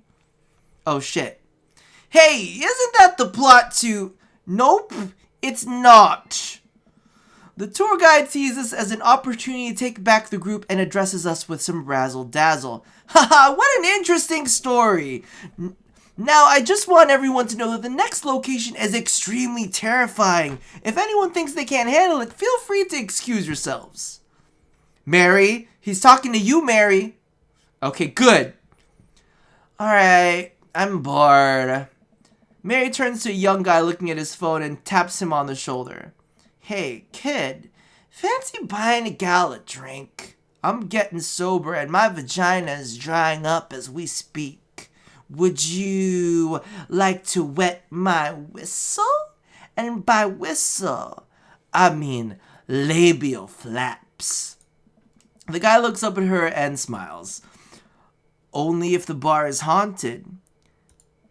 Honey, I can show you some of the most haunted places in town, and it's called my labial flaps. I think I could exorcise your demons if that's what you're looking for. Don't write checks your dick can't cash, kid. I didn't even have to make that one up. I didn't even have to say any shit. She just said that herself. His eyes go wide. Mary salutes me and Robert. She suddenly pulls me into a hug and murmurs into my ear. When you've known Rob for as long as I have, you know when something's wrong. Keep an eye on him for me tonight, okay? Sure, Mary. Good man. Mary pats me on the back and pulls away. She takes the guy's hand and leads him down the street to a back alley where they can find the ghosts that are laying within her vagine. Take it sleazy, fellas. I know that I am. Whip your dick out, boy. God help that poor soul. Mary or the kid? Both. Our last stop, this burial ground is such a hotbed of horrifying paranormal activity that I'm not even sure where to begin. There's the wailing ghosts of the Wharfmen, the vampire of Maple Bay, the children of the Moonlight, which is probably the children of Joseph. They have matching names, they're very terrifying, and they wait at the foot of your bed to try to consume your soul. What about the Dover ghost? By this point, the tour guide is clearly irritated with us. What about it? Oh, nothing. I just think it would be a crime to come all the way out to the cemetery, the actual origin of one of New England's most notorious paranormal entities, and not even mention the infamous Dover ghost. That's not a real thing. That's absolutely not a real thing. I think someone needs to brush up on their paranormal history. I know tons about paranormal history. I know every ghost story in this area. I can guarantee this one's one you don't know. Robert looks over at me and smiles. Would you folks care to hear the tale of how Loomis and I met? No! The entire group shushes the tour guide. Okay, fine, tell the story. Well, it was a dark and stormy night. I wasn't always a paranormal investigator. Way back when, I was just a... Bible salesman. I want to be a Bible salesman. I could be a traveling grifter. No, I want to be a Bible salesman. Is that terrible? Can I be a Bible salesman? I'm going to be a Bible salesman. Traveling around the state, not only spreading the good word, but becoming closer to the man upstairs myself. I happened upon the quiet town of Maple Bay by accident, but little did I know that city has a dark side. Now, about the same time, I was just starting out as an apprentice to a rather famous ghost hunter, who has an old family friend of mine. I carried the equipment, operated the EVP machine, all that. Wait. Yes. Who was the famous ghost hunter? Well, I don't like to name drop, but, Georgia Mathers. The tour group gasps. Georgia Mathers? She's a legend. You know her? Knew her. Amazing woman. Died mysteriously. Miss you, Georgie. Anyway, we were in Maple Bay investigating some reports of strange lights and sounds coming from the cemetery late at night. Now, we had been warned by the old crypt keeper that this place was highly dangerous, but Georgia was never one to shy away from an adventure. We camped out in the center of the cemetery for 3 nights straight. We endured your so-called wailing watchman. Wailing ghost of the wharfman. Whatever, your stupid vampire was just a teenager in a mask, but the Dover ghost, man. Tell him, Loomis. So there I was, just walking back to my hotel after a long day of, selling Bibles. Saving souls and selling Bibles. Also having a couple Bibles, but never selling any souls, except my own, but that's another story. I lean over to Tourmaster Quinn. I won it back in a fiddle competition. I found myself walking past this very cemetery. Now, I was never a very superstitious man, but something seemed off. I could hear some sort of commotion happening deep within the graveyard, and I felt compelled to investigate. And thank God you did.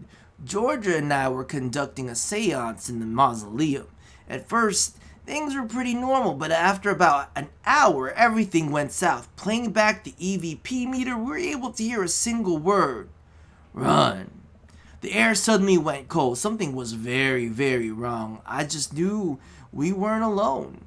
We started to hear this faint, distant scraping noise, like something being dragged across the ground. It got louder and louder until it was deafening, some kind of demented howl.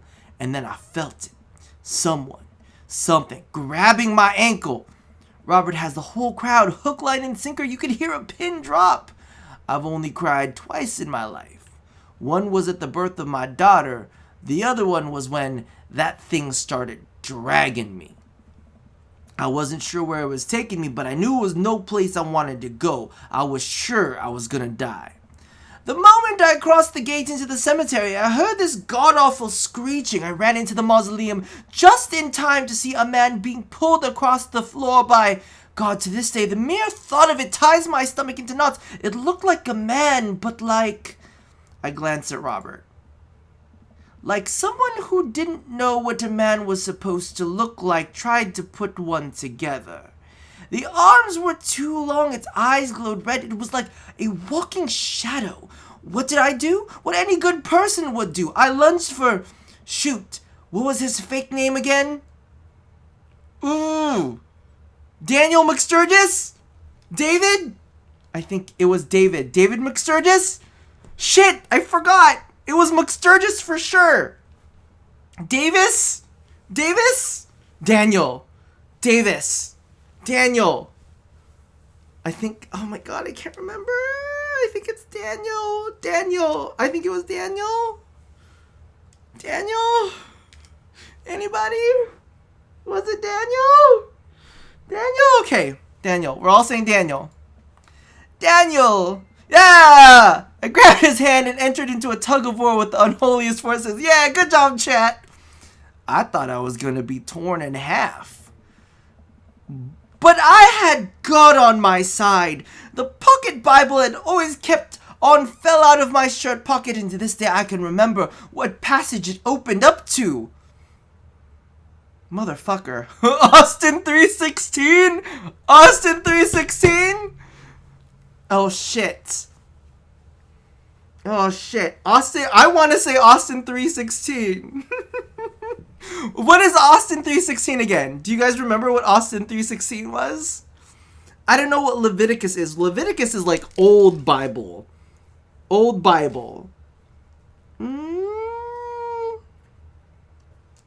Okay, someone Google them because I'm really curious to see what it is. Leviticus, because Leviticus is like old days. Leniki is like 3. What's 3? Ecclesiastes 12:7. Yeah, I know Leviticus is old Bible, and old Bible was fucked up. Like, there was just like fucking weird shit going on. One of Leviticus straight up says no man shall be in the same bed as no man. That's why I'm like, Leviticus I know is fucked up old shit, right? Leviticus is the anti-gay one. Oh my god, is it? Leviticus 2:5 is the anti-gay one. Moving along. Austin is wrestling. I know, that's why, because I think it's hilarious. I'm like, should it be Austin 3:16? My kitty's here. Is it 3? Ecclesiastes? Come on! No. Grains and bread. Okay. Revelations 1:3. Come on, someone give me Revelations. I will give you, if you guys give me the definitions, I will give you cat cam. One of the passages is an exorcism. You can save and come back. No, just say it in chat. I'll get you a cat. I will get you a cat. Okay, come on. 3 will get you eggplants? Are you sure 3 will get me eggplants? Come on. But somebody look up what it has to say. Somebody look at what it has to say, and you'll get cat. And you'll get kitty time. I'm not gonna show you the kitty until you tell me what Ecclesiastes 12:7 is. Someone look it up. Come on. You want some kitty time? You want to see my pussy? You gotta give it up. Ecclesiastes, King James Version. Then shall be dust returned to earth as it was, and the spirit shall return unto the God who gave it. Okay. All right. You want the puss? You want the pussy? Look at the kitty. You just came in time. Want to say hi to the camera? Want to say hi? Kitty babies. This is your reward. This is your reward. How are you doing? Look at our new husband. Look at our new husband, man. Do you like him? Yeah. I have to support your bottom. I know the light's kind of bright. But listen, if Rob doesn't have lighting, Rob looks old. You don't want me to look old, do you? No? I love you. Okay. We're gonna vote 3. Bob Ross says he loves the kitty. He's such a good cat. Look at him. I'm gonna bite his foot. I'm not like biting it actually hard. Don't call the ASPCI on me. You're such a good kitty. I love you. I love you, Bebs. Pick 3, my lord. I'm gonna pick 3. By the way, thank you guys for all of the follows and the bits. I love you all. Just like a little just kitty cat. Okay, I'll see you later. I got a daddy to bang. His cheeks look. It's all angles. All right. So Ecclesiastes 12:7. Then shall the dust return to the earth as it was, and the spirit shall return unto God who gave it. I have no idea where Rob pulled that verse from. With a horrifying growl, the entity finally relented. Daniel and I collapsed onto the ground exhausted. We were both covered in blood. That damn creature clawed into my chest, got me real good. Had to get 16 stitches. Robert pulls down the collar of his shirt to reveal a long, wicked scar across his pecs. Ooh, he's got a scar. And that's how I got this scar. Thank you so much for the follow. I followed Georgia Mathers to the ends of the earth. We faced exorcisms, demons, poltergeists that threw our equipment across the room, but I had never seen Georgia so scared. She was never the same after that, and neither was I. Watching what happened to Daniel and Georgia shook my faith, but I came out of that experience a better man and a better friend. And we've been brothers ever since. Although we fuck on the regular, but you know, incest is wincest. The tour group gives us a round of applause as Robert and I share an emotional hug. As he embraces me, I can smell the cologne on his neck. Wow, Robert does clean up good. I find myself lingering a little too long on the hug. The tour guide seems to have bought it, even he's wiping a tear from his eyes. Thank you. Thank you. It's an honor to be able to share our story. Be sure to watch out for our book. Oh, God. I want to say Paranormal Excursions of the Supernatural Ice Road Ghost Truckers. I want to say that one. Why is everybody saying 3? It has to be 3? No, I want to say Paranormal Excursions of the Supernatural Ice Road Ghost Truckers. No, it's 3. Everybody is saying 3.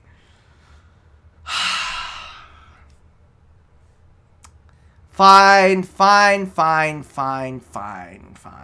is sexy. It's 3. Fine. Robert has to suppress a laugh at that one. Well, I think you both definitely earned your t-shirts.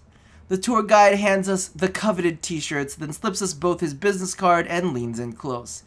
If you guys are ever in need of a professional actor, balloon animal artist, Elvis impersonator, or nude model, please don't hesitate to contact me. You got it, buddy. After a couple tourists take selfies with us, we split away from the group and walk home. No eggplants. There were eggplants in that one. Were there no eggplants in that one? Just hearts? See? I told you I should have picked Ice Ghost Truckers. That was incredible. Oh, that was incredible. I really can't believe they bought all of that. I didn't know you had it in you, Robbie. Excuse me, Dr. One. That bit about the pocket Bible was aces, although giving the Dover ghost glowing red eyes was a little cliche. And the Kubrick conspiracy theory bit wasn't all part of the character. Well, we got the shirts out of it. We arrive in front of Robert's house. Want to have a drink? Ooh.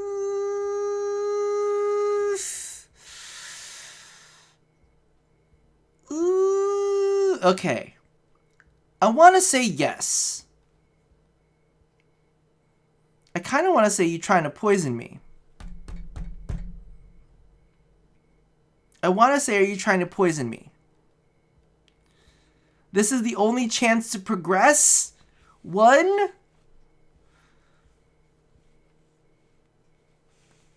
I want to joke. I think that he'll like the jokey bit. No? 1? Everybody's saying 1? 2? I think it might be... Okay, I don't know. Okay, so everybody is like 1. I want to pick 2, because I think 2 is going to be funnier. 1 or 2 are fuck. It's 2. I knew it was 2. I knew it was 2. Okay. Are we going to get eggplants? I know where this goes. Small. I know the steps. 1 second, I'm sipping delicious aged Scott. The next, I'm foaming at the mouth, and you've taken over the throne. Long live the king, baby. Ooh, it's eggplants! I knew it! I knew. Trust in your heart, Rob. Trust in your heart, because you gon' get some daddy D. Robert leads me inside. I can't help but think about what Mary said to me. Robert did seem a little bit off, but that completely disappeared when we were joking around with the ghost tour. I don't know. He's hard to read. While I'm thinking, I hear claws skittering across the floor. He's a cat! Or is it a dog? Oh God, it's his pit bull. I'm about to be torn to shreds.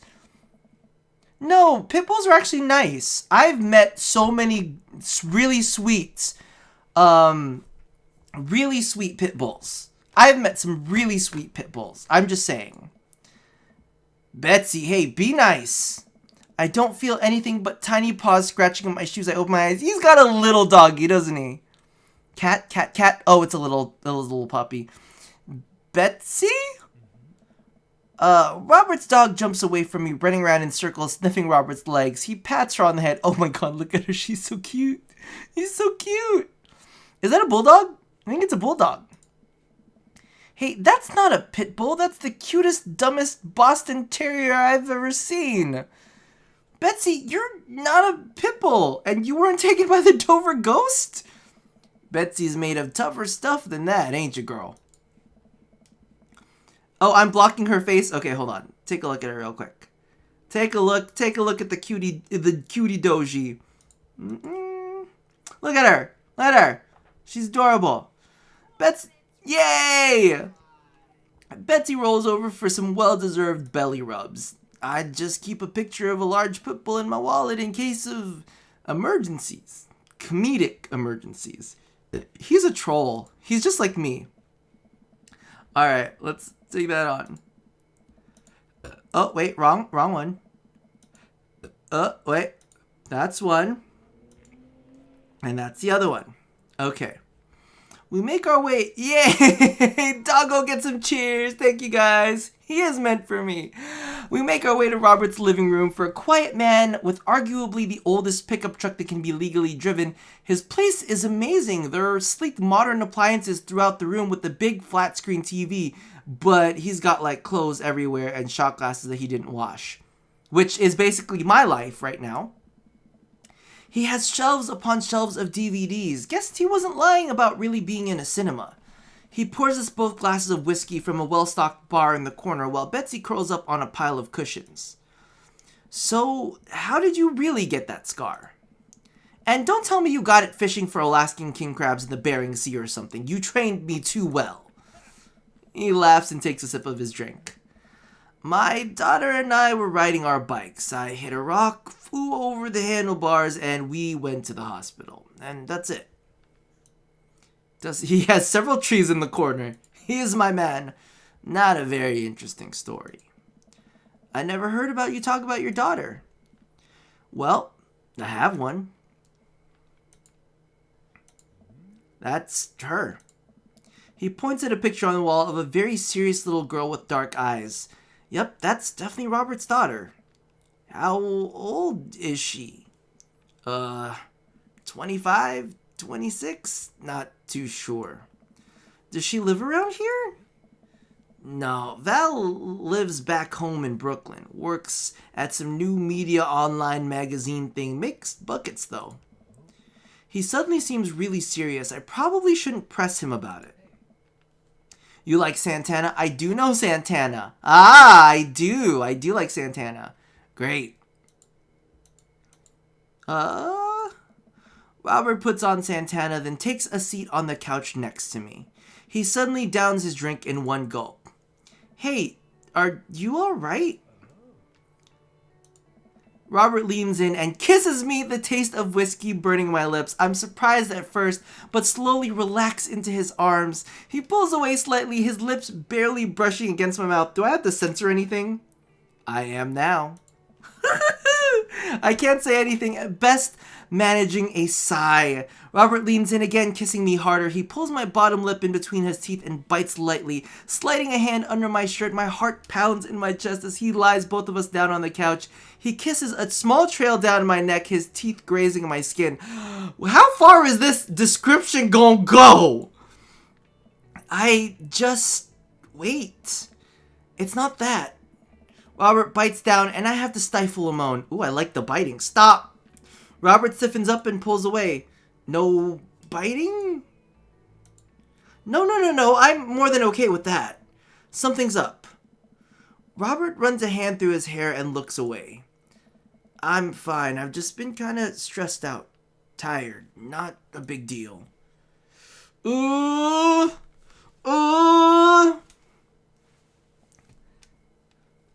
She told me. Okay. She told me to make sure he's okay. I want to push it. I want to figure out what's going on.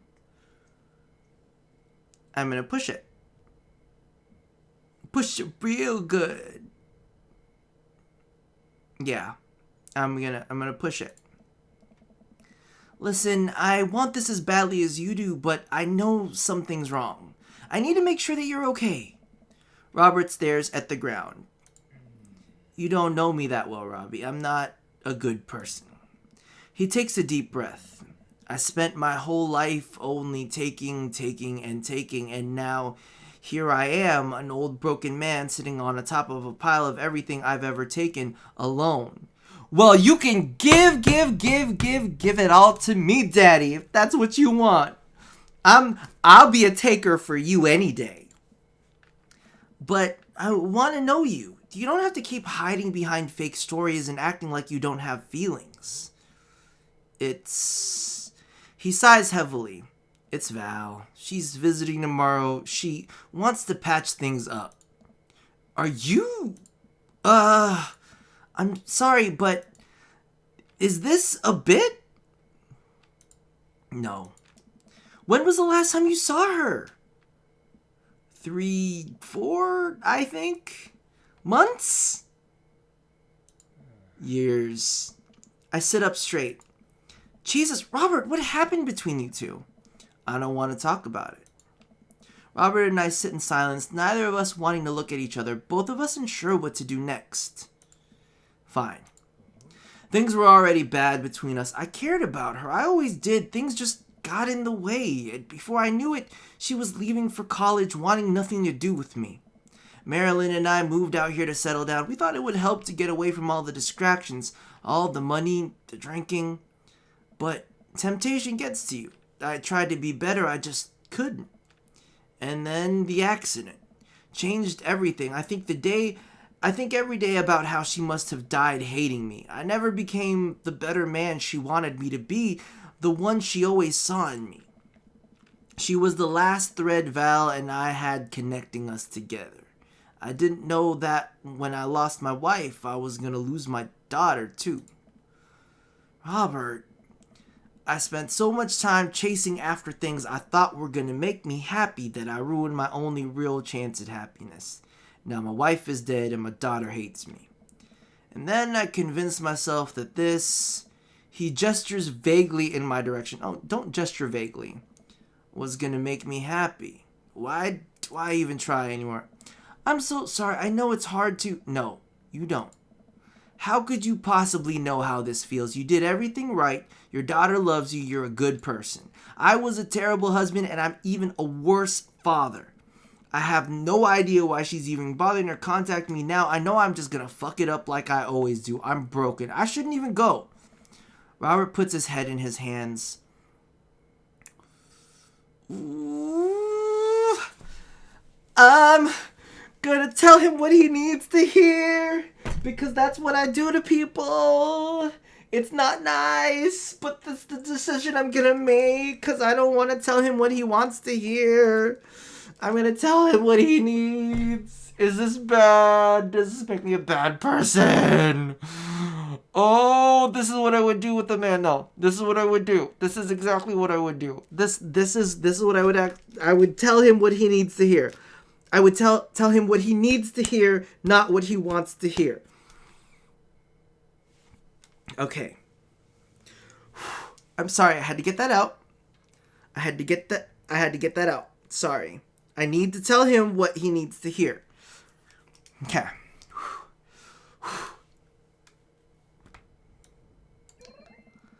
Nothing is going to change. Yes, and by the way, yes. Nothing is going to change until you do. Robert pauses. He looks at me. There are a lot of things in my life that I regret, that I wish I could take back or do over, and it hurts so much to know that I can't. But what I can do, and what you have the privilege of doing tomorrow morning, is to wake up and try to be a better person than you were the day before. Things aren't going to fix themselves tomorrow or the next day, and patching things up with Val isn't going to solve all of your problems either. But nothing is going to change if you don't, and you can't love anyone else until you stop hating yourself. And you're right, I don't know you that well, but you have the same capacity for good that we all have, and I know you can find it. Val is giving you a chance, don't waste it. But, Robert, listen to me. It's gonna be okay. But, I lean over and embrace Robert, pulling him in as tightly as he can. He buries his head into my shoulder, hugging me back. Oh, it's such a good story.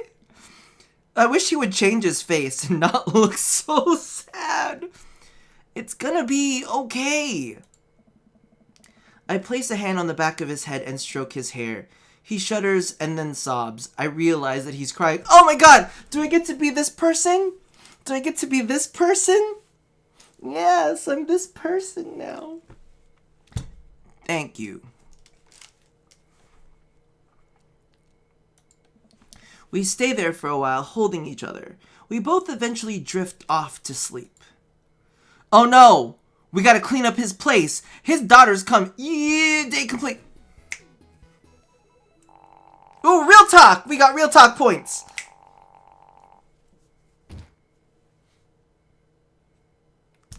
Okay, we got an A. We didn't get an S, but I'm just saying. I know I didn't get any action, but the date went well. What's this food channel one? I like the food channel. I like the food channel one. All right. So this is gonna be the end of this round. It has been 3 hours now.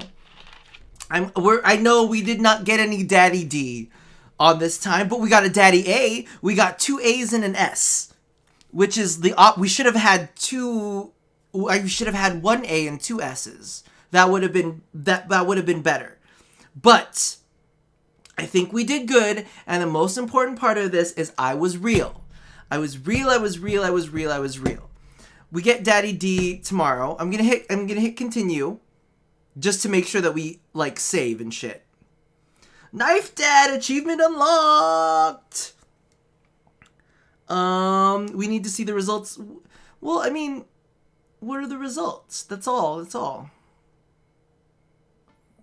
Phew, I think I have everything finally set up. Amanda should be here any minute now. All right, we're going to save this right here. We'll continue again. I want to say we'll continue again tomorrow night. And that's mainly because of the fact that I have a stream tomorrow morning. And we're going to be doing Warframe on that one. So that is going to be at 9 a.m. Pacific Standard Time. So be sure to join me for that. I know, I'm a dad tease, aren't I? So, yeah, be sure to stay tuned for that. I'll let you guys know via Twitter or via the YouTube channel whether I'm going to be streaming that night. So so make sure to subscribe, youtube.com/gayGuyPlays. Be sure to check that out just in case. Because I don't know if I have the energy in me, if I've made the video already, because I have to do, I have a video going out tomorrow, and then I also have to put a video out on Sunday. So a part of me is along the lines of like, all right, I might be able to fit some in tomorrow, I might not be able to fit some in tomorrow. So I'm just, putting this out into the universe now. Don't know what's going to be happening, but we'll see. How many subs? We're still at like 108 or 109 or something like that. I don't think the tree's gonna get it, I'll be honest with you. But let me check real quick what is going on in the universe. Let's go to this. Alright.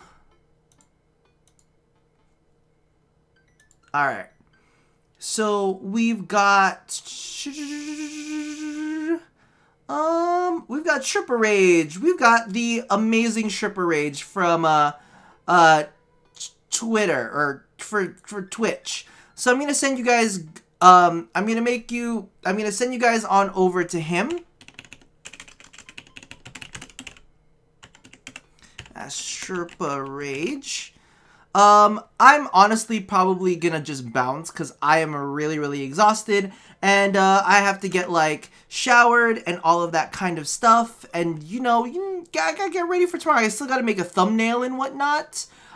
So this is gonna be it for now. If you guys want to raid, feel free to raid. The raid message will be something along the lines of Rob is tired and couldn't be here, but he sends his love. Yeah, we'll do that. Rob is tired and couldn't be here, but sends his love. There you go. That's what it's going to be. Rob is tired and couldn't be here. So copy and paste that, put that in his chat, but I'm going to go ahead and host him.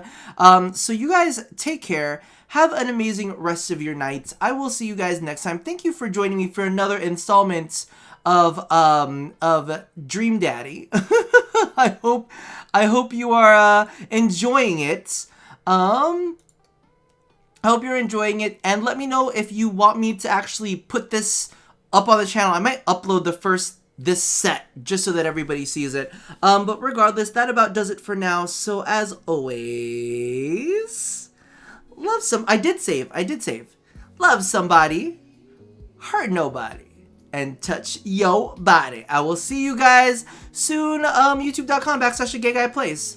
So let's go host Sherpa Rage. Done. Alright. See you guys.